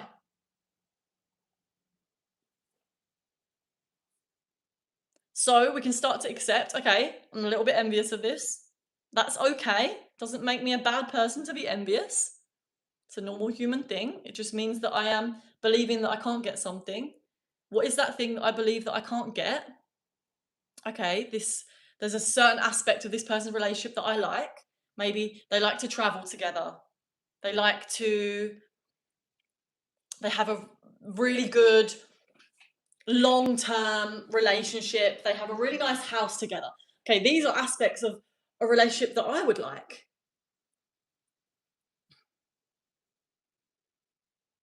What beliefs are contradicting this? Okay, there might be a belief that comes up that I don't feel like I'm good enough to get a relationship like that. Let's start questioning that belief then. Why do I not feel like I'm good enough to get a relationship like that? This is where we start doing deep subconscious derooting, uprooting of beliefs. It's a process. Every single day, we are learning new spiritual lessons through our interaction with the external world. The external world is a mirror for our internal world.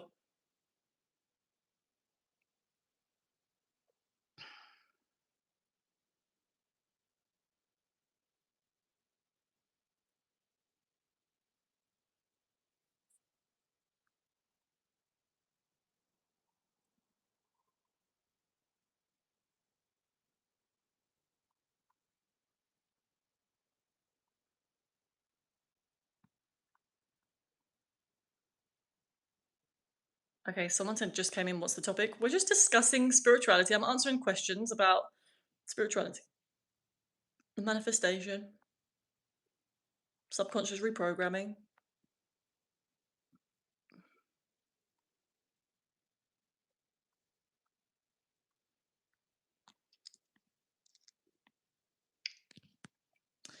Hannah, yes, I have availability next week. Just send me an email and I can book you in.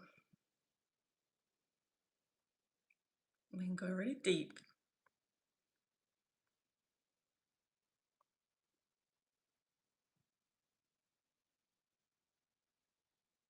Hi, Ryan. Welcome to the channel. Thank you for introducing yourself. I've been going live for the last 15 days and I'm going live for 30 days in total. It is my birthday on Friday, so I'm going to try my best to pop on at some point. And guys, also, I'm going to tell you now, just before we move on, that tomorrow I am hosting. I'm so excited to say this. Okay, so tomorrow night, obviously, it's my last day in my 20s. I'm turning 30 at midnight. Okay, I had an idea. I wanted to, as it's my last day of my 30s, sorry, not my 30s, my 20s. I had the thought, the inspiration to host a free manifestation ceremony tomorrow on live. So I'm planning to maybe start it at around 7 p.m. I will put it, look out for my posts on YouTube because I'm gonna upload all the details tomorrow of the manifestation ceremony, and I'm gonna be taking you guys through a whole manifestation ceremony to celebrate my birthday. This is my gift to you guys on my birthday, and then maybe I will end up staying on live till midnight, and then we can celebrate me going into my 30s if you want to, this is just for fun. But I don't know if I'm going to be able to stay on it that late. It's quite late, but I might do just for the birthday celebration. But before I do that anyway, I want to gift you guys a free manifestation ceremony. I've literally had so much fun in the last 15 days spending time with you guys, speaking about spirituality and manifestation. And I want to give you a little taster of like me hosting a ceremony, which is something that I've been doing since last year. Usually I do it on Zoom, but tomorrow I'm just going to do one live and take you through the whole process. We'll be doing lots of different spiritual practices that I will be basically guiding you to get into high vibrational state, calling in, figuring out what it is that you want to call in. That's part of the ceremony. We're going to do a little practice for that. Tapping in with our higher selves, and then also doing a visualization and some journaling practices to really plant that seed. And then I'm going to give you some more little tips that you can do to in the next like 30 days to really start to build a practice around this and continue on with the like use all the nutrients that you gathered during the manifestation ceremony for the next 30 days and watch what happens in your subconscious, and we'll talk about it. It's going to be so much fun. So yes, tomorrow that will be. So guys, if you haven't subscribe to my channel now so that you don't miss the manifestation ceremony tomorrow. And it's literally free and we're celebrating my birthday, so I would love to have you guys there. Hey Stephen, welcome back. Nice to see you again.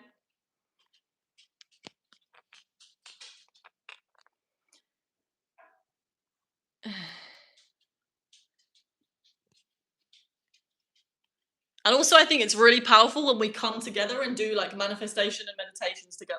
It's like we become this little collective energy field and it supercharges our manifestations. Especially if we have the same intention. If we create a group intention and then we can set our own personal intentions, we'll do all that tomorrow. Is it usual for someone to intently visualize when meditation without trying? Is it usual for someone to intently visualize? Do you mean intentionally visualize when meditation without trying?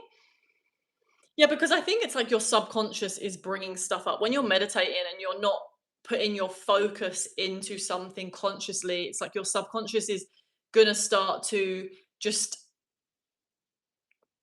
put together or just bring things up to the surface that are in your that are deeply in there, or that you're subconsciously thinking about. So that happens to me a lot, actually, especially where I've been practicing a lot of getting myself into a higher state and visualizing myself as my higher self, tapping in with that energy. I notice myself throughout the day. My subconscious is now starting to just visualize on its own the best case scenario. So what happens is when you start to practice these things, your subconscious starts to do that. You're literally training your subconscious to start looking for things that are connected with your higher self, instead of what usually we are doing. We're all conditioned, what we're very much conditioned to do, the human mind, is to look for negatives and to believe more negative things about ourselves. When we start doing these practices more and more and more, and we compound them over a long period of time, and we are consistent, then the higher self starts to become our more familiar way of thinking. The thoughts that are connected with the higher self. We set intentions to um, if we are, for example, doing a gratitude practice, right? Like every day, I write down what I'm grateful for. And this is like one of the most basic spiritual practices that people talk about, or even just self-help practices, psychology practices, therapeutic practices. But I still do it every day because it is so powerful.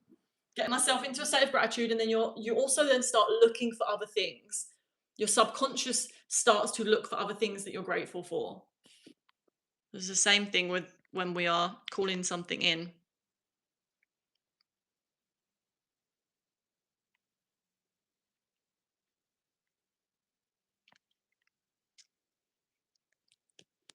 Is there any way to give you a special thanks on this live? I don't think so. My YouTube channel hasn't got to this state yet, but I think it should be soon.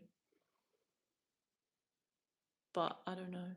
But thank you anyway. I'm receiving your gratitude, Hannah. I really do feel it, and I'm just grateful that you're here contributing to this questions that are very good questions. And yes, honestly, I feel your gratitude. Thank you so much.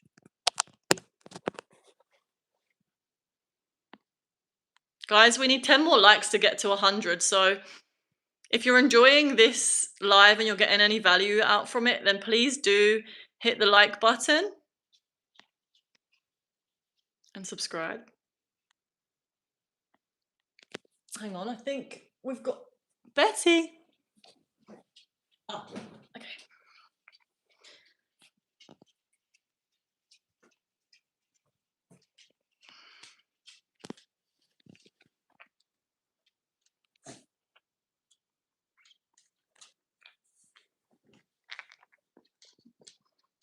Someone said truth is relative, truth is not universal. I think the one truth that is universal is that God is love. For me, that's just the truth. God is love. And obviously, maybe some people don't believe that, but I personally do think God and love are synonyms.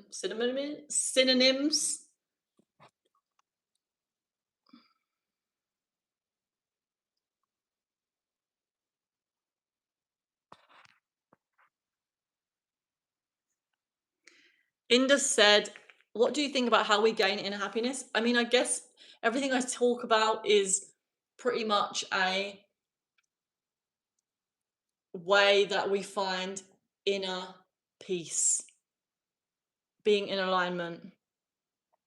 That's how I would say that we feel good. When we are in alignment, we feel good. When we're out of alignment, we don't feel good.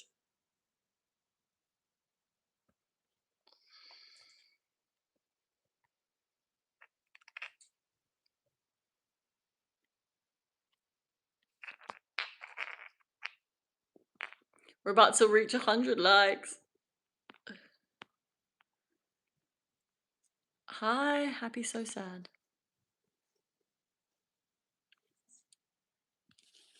Monk Way. Oh, we are characters in a video game. Are we starting to realize it? I think some of us are. I definitely feel like I'm a character in a video game. Yes. And it gets more fun when you realize that. Because now I'm like, okay, let me just do whatever, like what I actually want to do, you know, and see what happens. Fuck around and find out.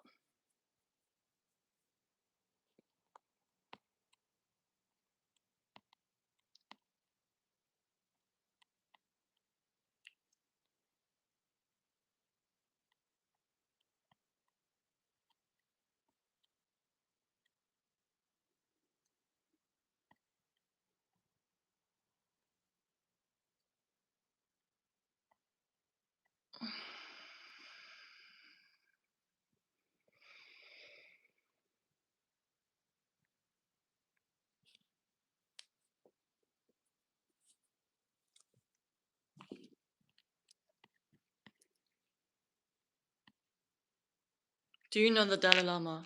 Yes, I've heard of the Dalai Lama.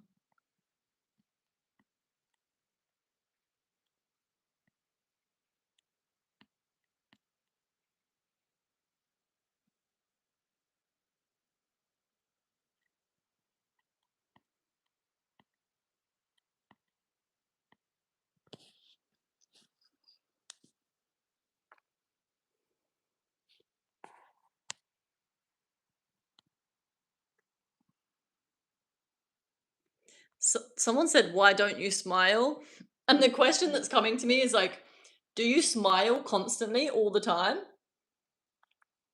Because sometimes we're not smiling, and that's okay. I smile when it's truth to smile for me, or if I am wanting to smile.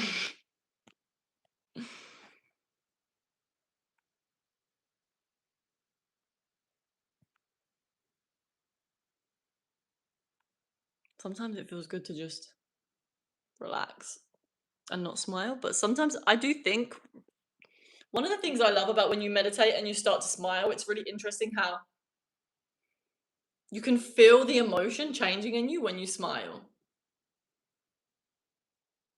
Like everyone do it now. Just smile and see how it feels in your body.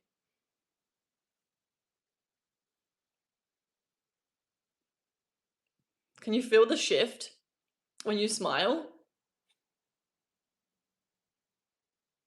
It like sends a signal to your body and starts releasing chemicals.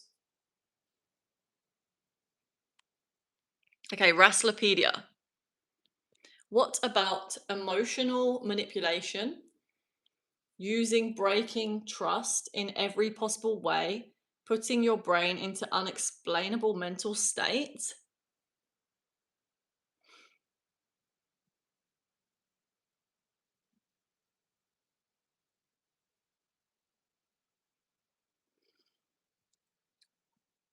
I'm not sure if I fully 100% get the question.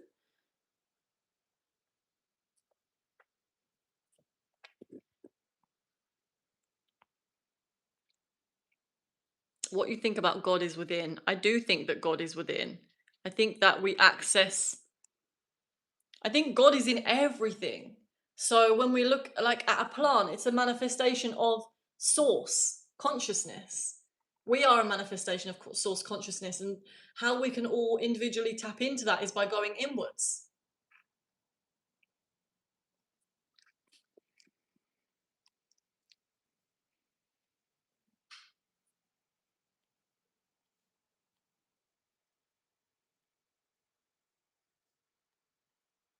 Monkway, the most crazy thing I found is love frequency.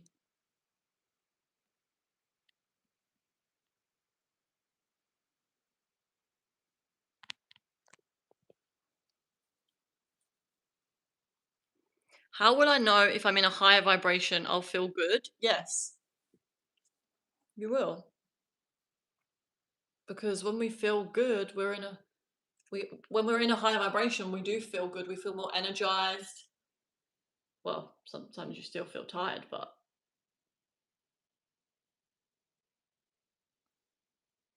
we feel more alive, feel more clarity, more lucid, more stable, more coherent, grateful.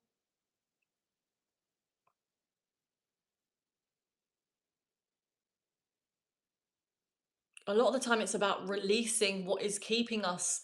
That's what I literally teach when I'm doing one-to-ones, and even in my like ceremonies, is we're doing different techniques to release anything that is keeping us stuck, anything that is in the subconscious, in our system, that is keeping us from accessing our higher vibrations. It's like parasitical energies. We all have demons. We all have these parasitical energies that feed off of our lower vibrational states. That they are low vibrational. So lower vibrational energies feed off of lower vibrational energies. That's why we have to become aware of them and start to lift ourselves out of it so that we can start to have higher vibrational energies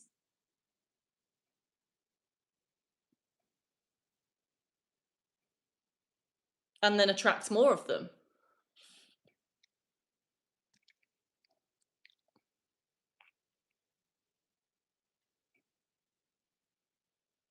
How many times do you meditate? I meditate most days, like pretty much every day.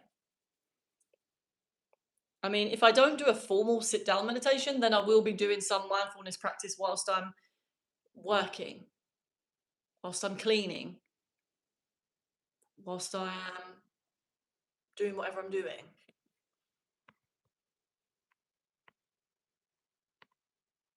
What are you doing now? We're talking about spirituality. What do you think about super consciousness in meditation? I think super consciousness is the higher self. Oh, Dan's here. Hi, Dan. Welcome back. God gets lost in man to find himself, and man gets lost in God to realize God itself. God gets lost in man to find himself, and man gets lost in God to realize God itself. Yeah. Hello, Dan. How are you doing, my man? If you feel like it, follow me. Thinking you're not good enough is so common. Yes. Absolutely.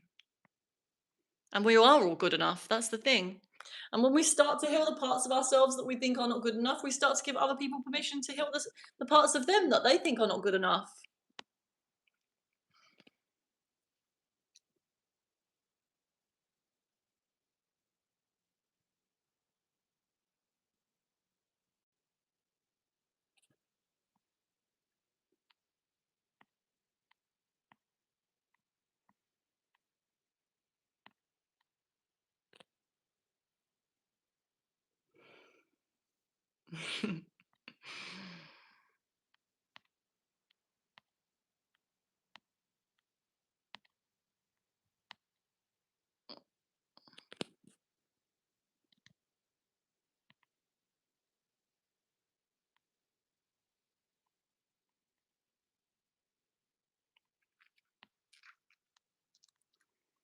Ah,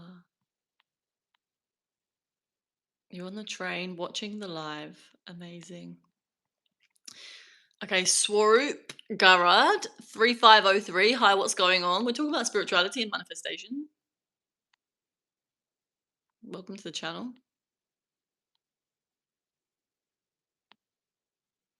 I highly suggest reading up on psilocybin. Yes, UKG85. I really do love psilocybin.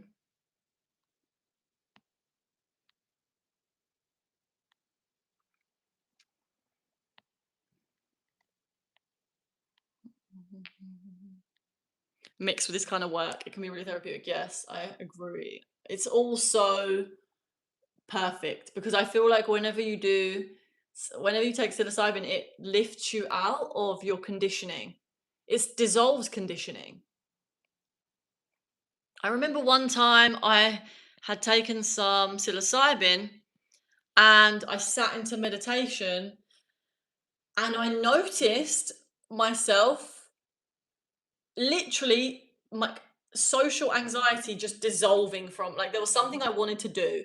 There was someone I wanted to reach out to, but social anxiety was keeping me held back and I didn't know that. I wasn't even aware of it. So when I took the psilocybin, it dissolved it, and because it dissolved it, I was able to feel what it felt like without it, and I was like, God, I didn't even know that that was holding me back so much.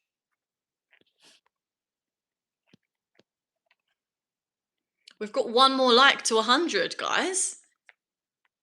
Who's going to be the 100th like?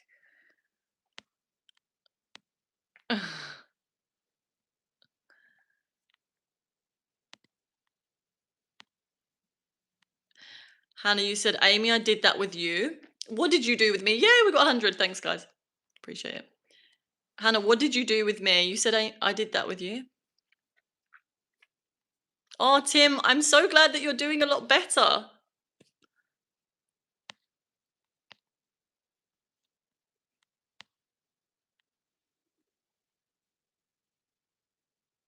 You got heart palpitations. What with psilocybin?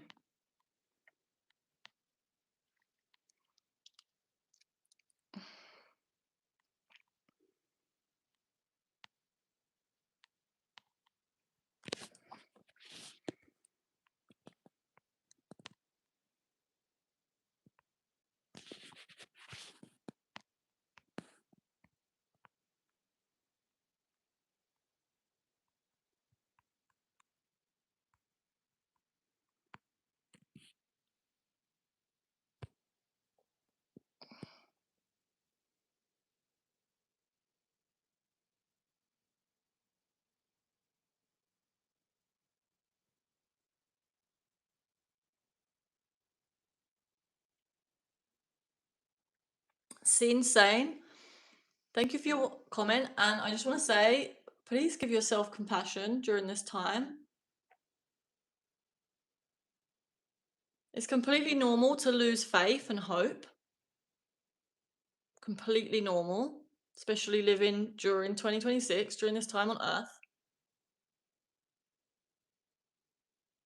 And it's okay if you can't control your thoughts. You don't need to control them. Just observe them. That can be enough to just start to create some space between you and your thoughts and realize that you are the one observing them and you're not them.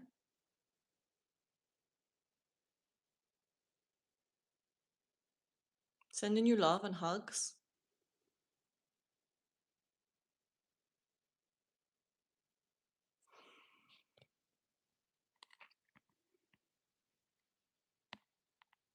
But our intuition is different from our desire. I think our divine desire, the desire that is when we feel this desire and it is peaceful, calm, then it is from our intuition.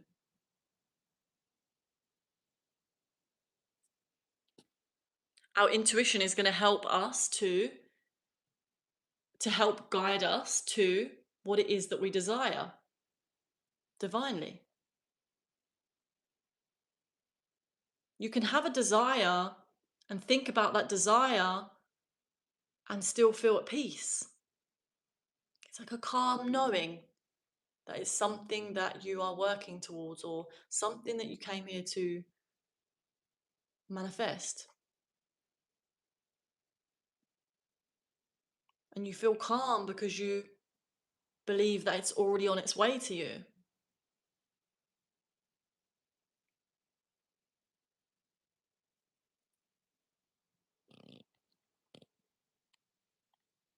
All you have to do is plant the seeds and tend to them. The seeds being your thoughts. Tend into your inner world.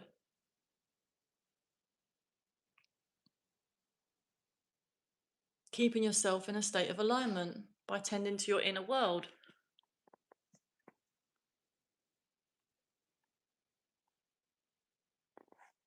Squid, I saw a title about spirituality. Well, welcome in, honey. Namaste. Give me some advice for social anxiety. Okay, let's talk about it. Because I am recovering from social anxiety and I had some really bad social anxiety when I was growing up. Didn't even know that I was socially anxious because I wasn't even aware of it. I actually didn't know what it was like to not be socially anxious. So I didn't know how bad it was. And it wasn't until I started to heal it that I realized how bad it was. Like now, I'm like, I cannot believe how socially anxious I was. Because now I know how it feels to not be as socially anxious. And don't get me wrong, it still comes up a little bit. Like sometimes it still comes up, but I don't let it take over me. I don't let it completely. I give it compassion. And this is one thing that has helped me so much is when the social anxiety comes up, Like, for example, let's say that you're in a situation and something triggers your social anxiety. What you want to do is put all of your attention inwards, breathe deeply, and say to yourself, I'm completely here with you now. This is like the best thing you could do for your social anxiety. I am completely here with you now. When you do this, the social anxiety comes out of the driver's seat. You get into the driver's seat. The social anxiety is in the passenger seat, and you are looking after it like it is a child, because it is. It's your child self. It's a child part of you that was traumatized in some way, and it hasn't been fully resolved yet, but every time you feel into it, you give it compassion, you start to heal it.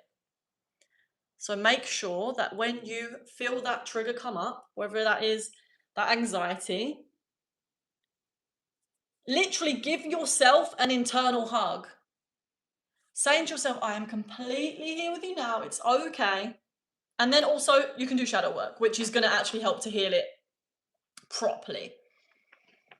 And inner child healing. Inner child healing is a form of shadow work where you go inwards, you bring up this child part of yourself, and it's that child part of yourself is existing in the darkness. It's existing in the deep dark realms of your subconscious. So what you're doing is you're retrieving it and bringing it up to the light. And that will start to raise your vibration. Every time you bring up a shadow part of yourself, your whole vibration raises a little bit. It's like we have these little parts of ourselves that are existing in our body, inside our body, that are holding a certain vibration. Oh, hang on, guys, I'm cold. And so when we can start to lift them into the light, their vibration changes, and so our overall vibration changes.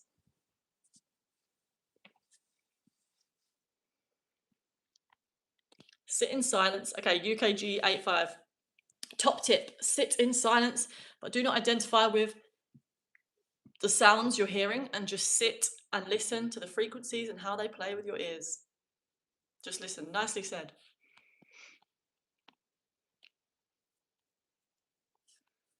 You say that very fluently. Thank you. And to the person that said about social anxiety, if you want to go into it deeper and really start to, if you want help with shifting with doing shadow work or inner child work, just send me an email and we can work together one-to-one if that's something you feel called to do. Very powerful. Squid LSD 69. May I please suggest a very spiritual music artist with you all? Please do. That would be great. That's funny you even said that, because today I actually set the intention to start finding more like spiritual music. So that's very perfectly timed. Thank you. Carl Young. Have you listened to his stuff? Absolutely fascinating. I have, over the 10 years, like dabbled, but not enough to like riff about it. Hannah Lucy, how do you manifest? What's the easiest technique to actually forecast our dreams into our lives? Honestly, it's all about releasing anything that is in contradiction to what you want to manifest. So deep subconscious reprogramming is going to be how you're really going to do that. And it's a process.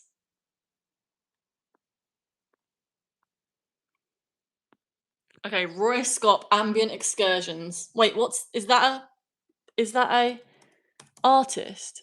Roy Scott, Ambient Excursions. Sounds interesting. Is that a thing? Oh, Roy Scott, is that a person? I'm like Googling it. Because Ambient Excursions just sounds fun. Selectrovert, welcome back.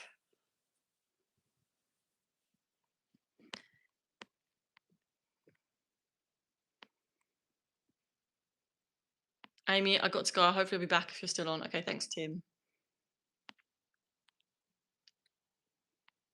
Ah! Wait, what are you screaming at? I missed something. It's not letting me scroll up. Hannah, why you say I'm screaming?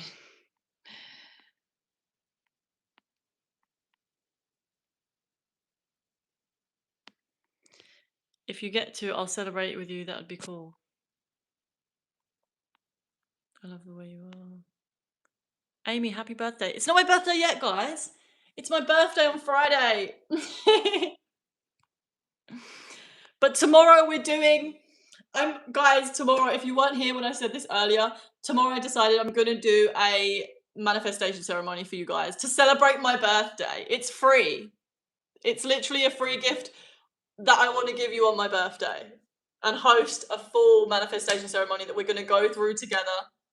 And we're going to do a few different practices. I'm going to basically take you through a process where we're going to help you to decide what it is that you want, first of all. That's a massive part of manifestation. You have to know what you want. So we're going to do a little process to help you do that.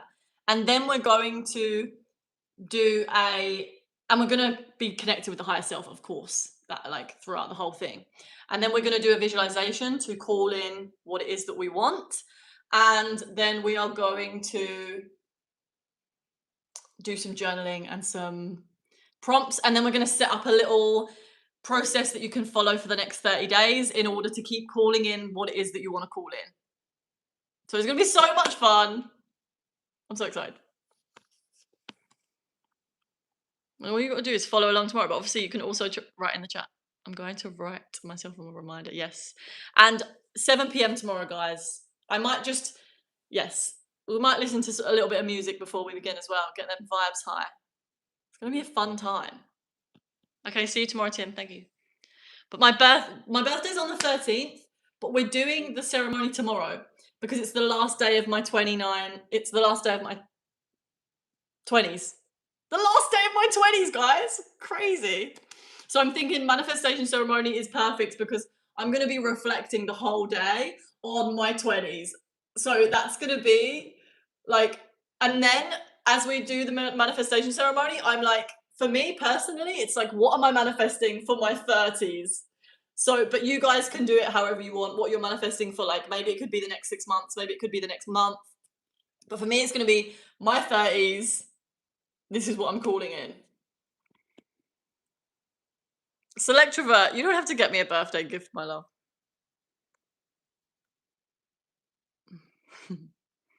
But if you haven't subscribed, that can be your gift. Thank you for subscribing, Squid LSD. I'm so happy you subscribed. It's good to have you in the community. We're actually building a community in these lives, which is something I love. One of my intentions was to build a community of people that are interested in spirituality and that want to grow and want to learn. And so I love it that you guys all chat to each other in the chat and people show up over and over again, which is just amazing.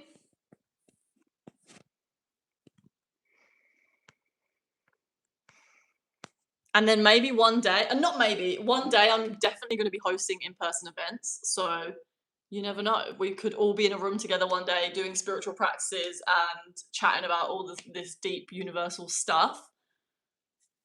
That's something I'll be calling in for my 30s, guys.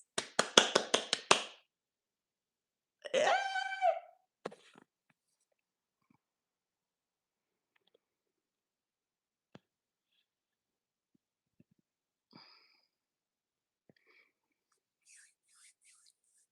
UKG85, everyone's got to get more spiritual, but watch out for those demons. They like to kick your ankles while you're on a journey to try and trip you up. It's always a test. Yeah, it's like if you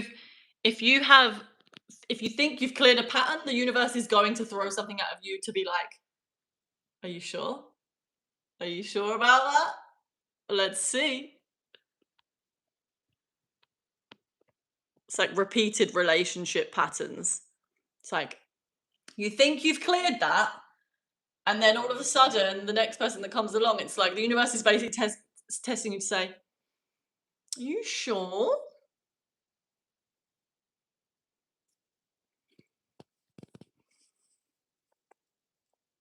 Thank you, Squid LSD. Love you.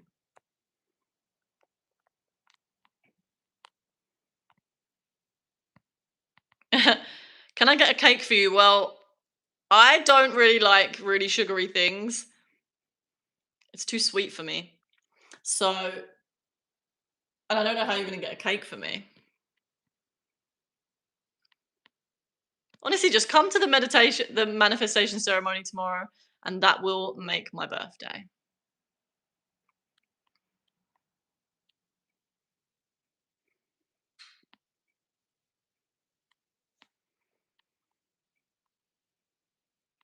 Amy, what are those in your hand? There's nothing in my hand, but I do have some rose quartz here. Betty Boop? She's over there. Tash Sultana, Harvest in Love. Okay, nice one.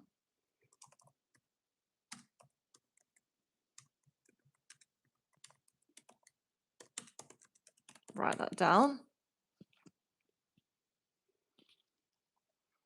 Hey, Stephen Mosher. Welcome.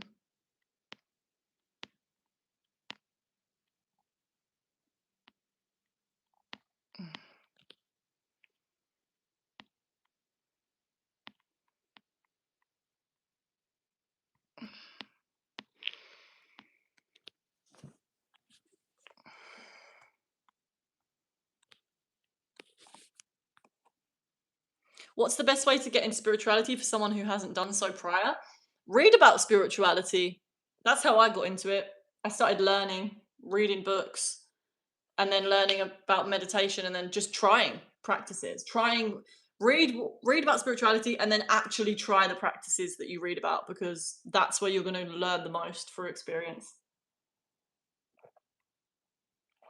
And some of a book that I would suggest if you're just starting is The Power of Now by Eckhart Tolle. Amazing book. I've read that. That was one of the first spiritual books I read, and I even read it like a couple months ago. It's still, every time I read it, I find gems.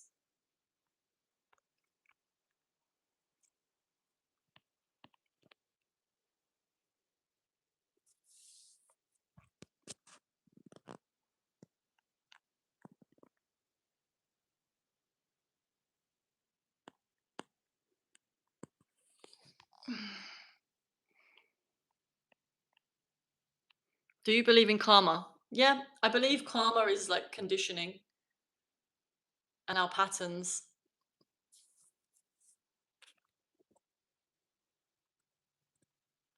And we can raise our consciousness and lift ourselves out of it.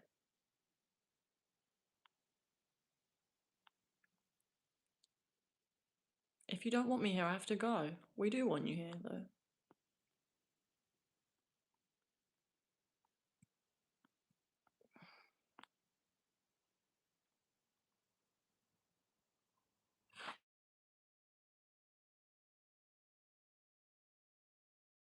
Guys, you said... So what's going on here? Oh. Do you drink coffee? Yes, I do. Thanks, Brian. Where are you from, miss? I'm from England. Zaza.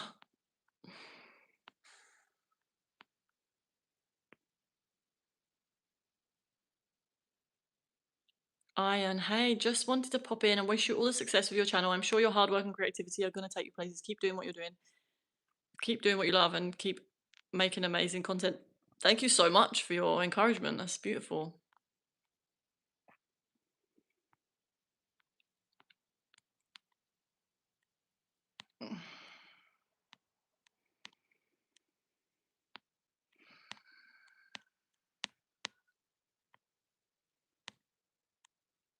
Why does it say on mine I have 108 likes and you were seeing 98?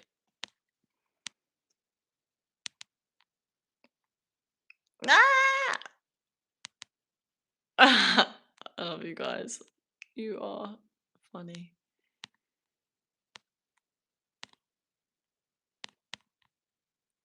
I'm trying to get to the bottom of these comments.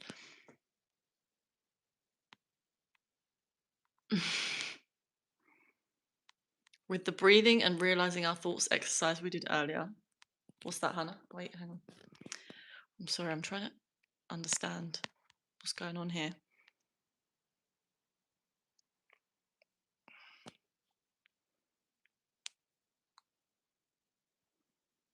Do you believe pick me men is a real thing? And that the media and some dude somewhere just started labeling it as a woman as an act of hate? What is pick me men? I don't know what that is.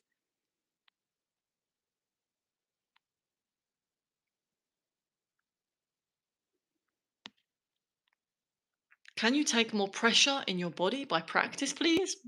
What? Can you take more pressure? I mean, I guess so. I think if you put yourself in situations where you feel more pressure, then you should be able to learn to take more pressure.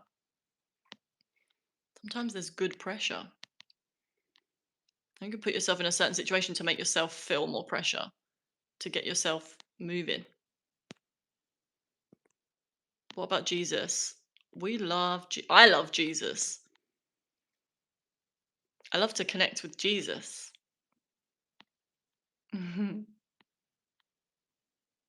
What are we up to? We're talking about spirituality spikes beats.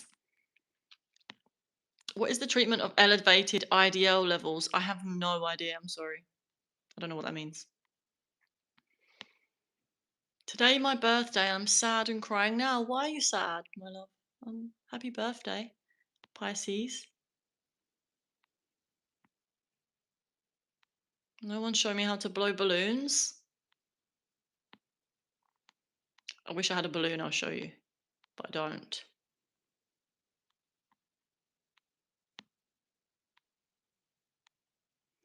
Do you believe in evil eye? I mean, I guess I do believe in like evil intentions or negative intentions, but I don't believe that. I believe we can be we can protect ourselves from them by staying conscious. Who's this diva?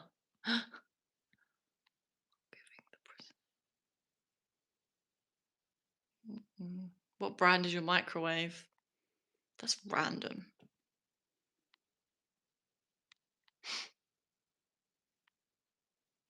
You picked your nose. Did I? Sometimes you do have to pick your nose. There's no shame.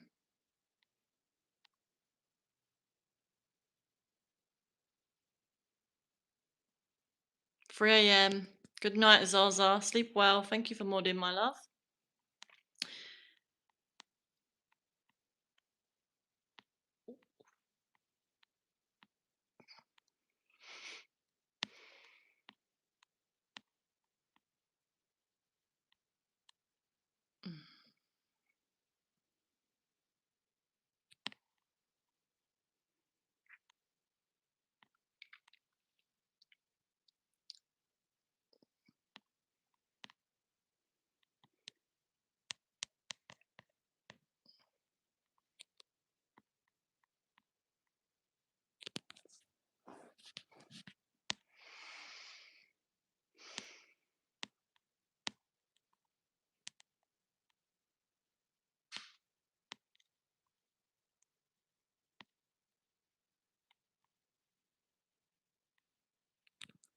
What is your biggest suggestion to yourself in future up?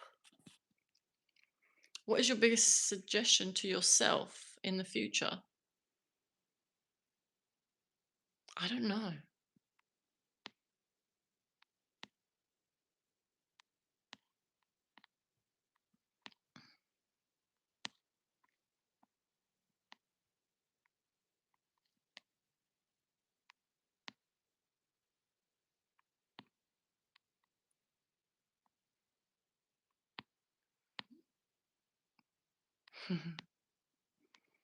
What time does it start? Are you asking about the ceremony tomorrow? I'll be on at 7.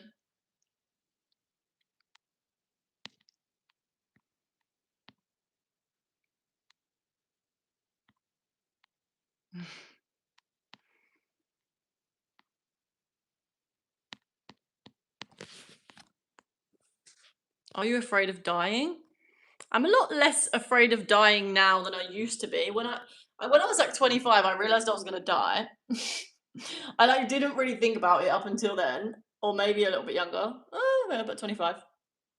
And I was like, shit, that's actually gonna happen. And I deeped it. And then I was like, okay, that's scary. And then I decided, well, I was watching videos on like psychedelics, and they were talking a lot about how it's almost like a death, like doing DMT or magic mushrooms is like going through death or going through a death before you die. And so I was like, okay, well, maybe if I try that, that will like help my fear of death. And so I do think it helped. And also watching near death experience videos has really, really helped to cure the fear of death. Just watching one every day. I went for a stage where I was watching near death experience reports every day, and I felt so like it was like an awakening watching those videos.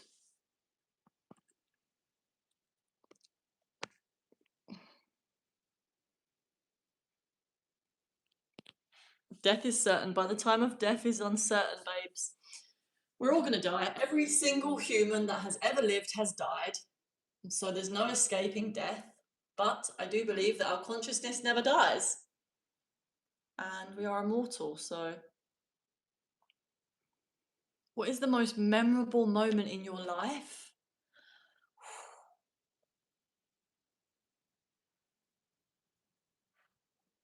I don't know. That's such a difficult question to answer. Um,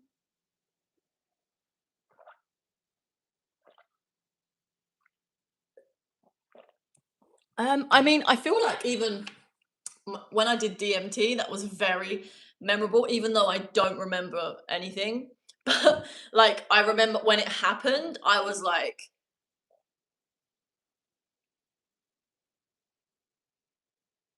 what the fuck just happened? Like, that was crazy.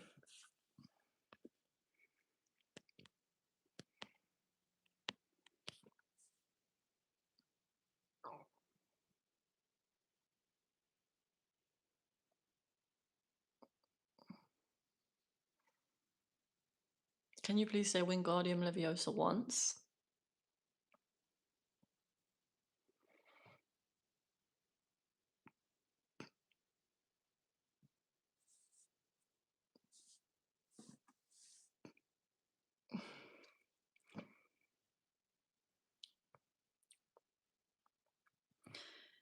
Hello from Scotland. Hello. Where else is everyone else from that is in the chat right now? That is in the live right now? Let me know. Say hello. Send your favorite emoji. I like to see what people's favorite emojis are. My favorite emoji right now is. I love the burning heart emoji.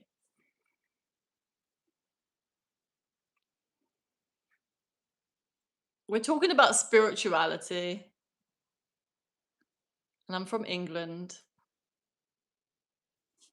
Isn't DMT like top of the league stuff? DMT is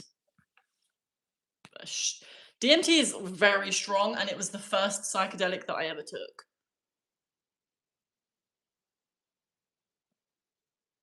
But I was watching a lot of videos about DMT, and I was like, okay, I think I'm ready to try. And so I asked God to help me get DMT because I was like, how the hell am I going to find that? And it was like a couple days later, someone brought it to me. And it was so synchronistic. And then I tried it, and it was just out of this world, literally. It was an absolutely like mind-bending experience I can't even describe.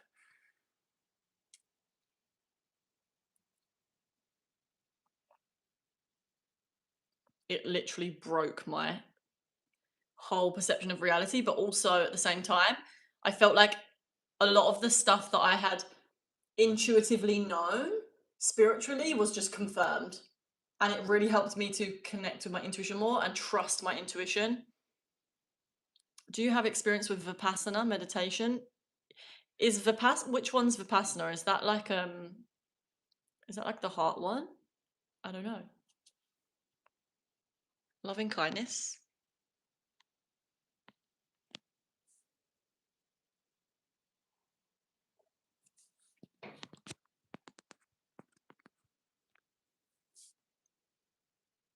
Yeah, I'm not I'm not encouraging anyone to do DMT, by the way. I'm just saying my experience for educational purposes.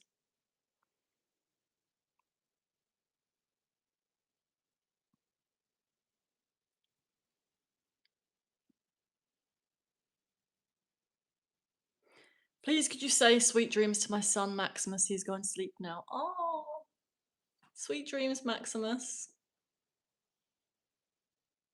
Enjoy your time in the astral realms. Why take DMT? Spirituality is natural and free. I took it because I'm an explorer of experiences and I wanted to experience it. But I also agree that spirituality is free and natural and you don't need it. But I felt called. I explore. How many times do you meditate? Once a year? No, I meditate every day. Pretty much every day, unless I'm really busy. But even then, I'm still doing mindfulness practices. Hello, how are you this fine evening? I'm well, how are you? Sweet dreams, Amy. Thank you, Matt. I'm from England. Where are you from? Everyone put where you're from in the chat so we can see what different countries we've got in here. I've heard some weird things about salvia though. I was watching a video and it was saying that salvia can really mess you up. But I don't know much. Do you in England have problem with African drug dealers? What do you mean? You got any tea, lass? I want some tea. Do you exercise? Yes, I am very active.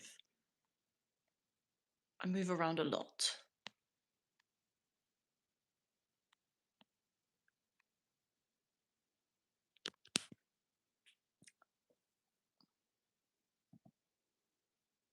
How are you? You're in Miami. Nice.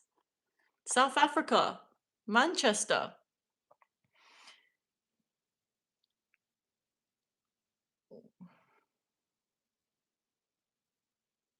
Which religion is the best for practicing meditation? I don't think you need to be religious to practice meditation, but I think every religion has its own form of meditation.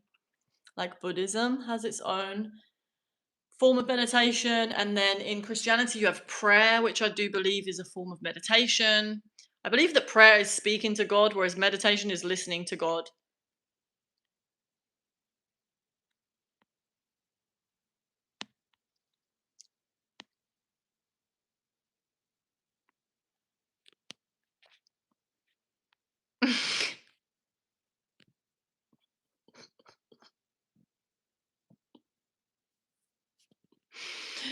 Your goldfish is called Fluffy?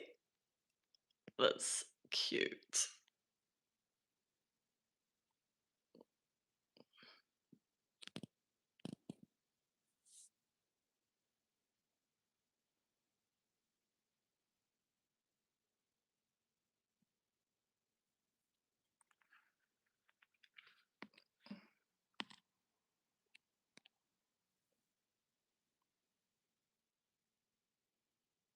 I've never met the Dalai Lama, no.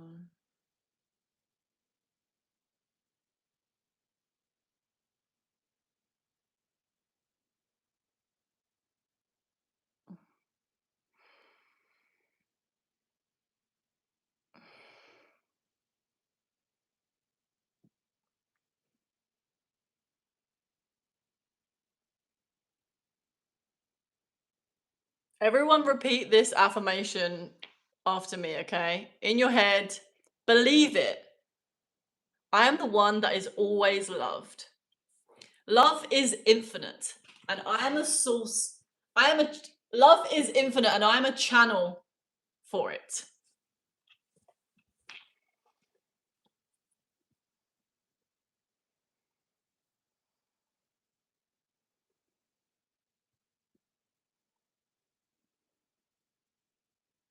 Bye, lame chair 28. Good night. My son said you're really kind. Oh, that's cute. He's not sleeping yet then. God, not a hello back. Sorry, did I miss your hello? Hello, Jeru Giddens. 7192, hello. Welcome.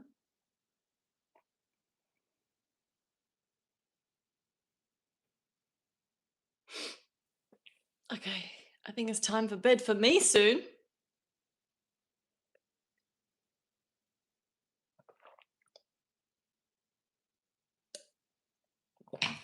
Okay, guys, it's been really nice chatting to you all tonight. And I just want to say a little quick reminder that tomorrow we're doing a manifestation ceremony. I'm going to be hosting this for free on my live as a little birthday gift because I'm turning 30. Tomorrow's the last day of my 29s. I keep saying that. The last day of my 20s. And we're going to do a little I'm going to celebrate it by doing a manifestation ceremony on live. So if you guys want to join, please do. I would love to have you there. And yeah, we can call in whatever it is that we wanted to call in together. We're going to be doing some different practices to figure out what we want, and then doing some visualization, some journaling prompts, and yeah, together. So I will see you in the next live, and everyone have a beautiful evening. Should we say a little prayer before? Because I always like to sign off with a prayer. Thank you, God, for another beautiful day on earth. Thank you for showing me where I can be of service in a way that is in harmony with my nature, where I can help, be of assistance, bring more love and consciousness onto this planet. May I be reminded that love is infinite and I am a channel for it, and so it is. I'm tired, so I'll see you later. But everyone have a beautiful night, and yeah, thank you for moderating for me, Dan.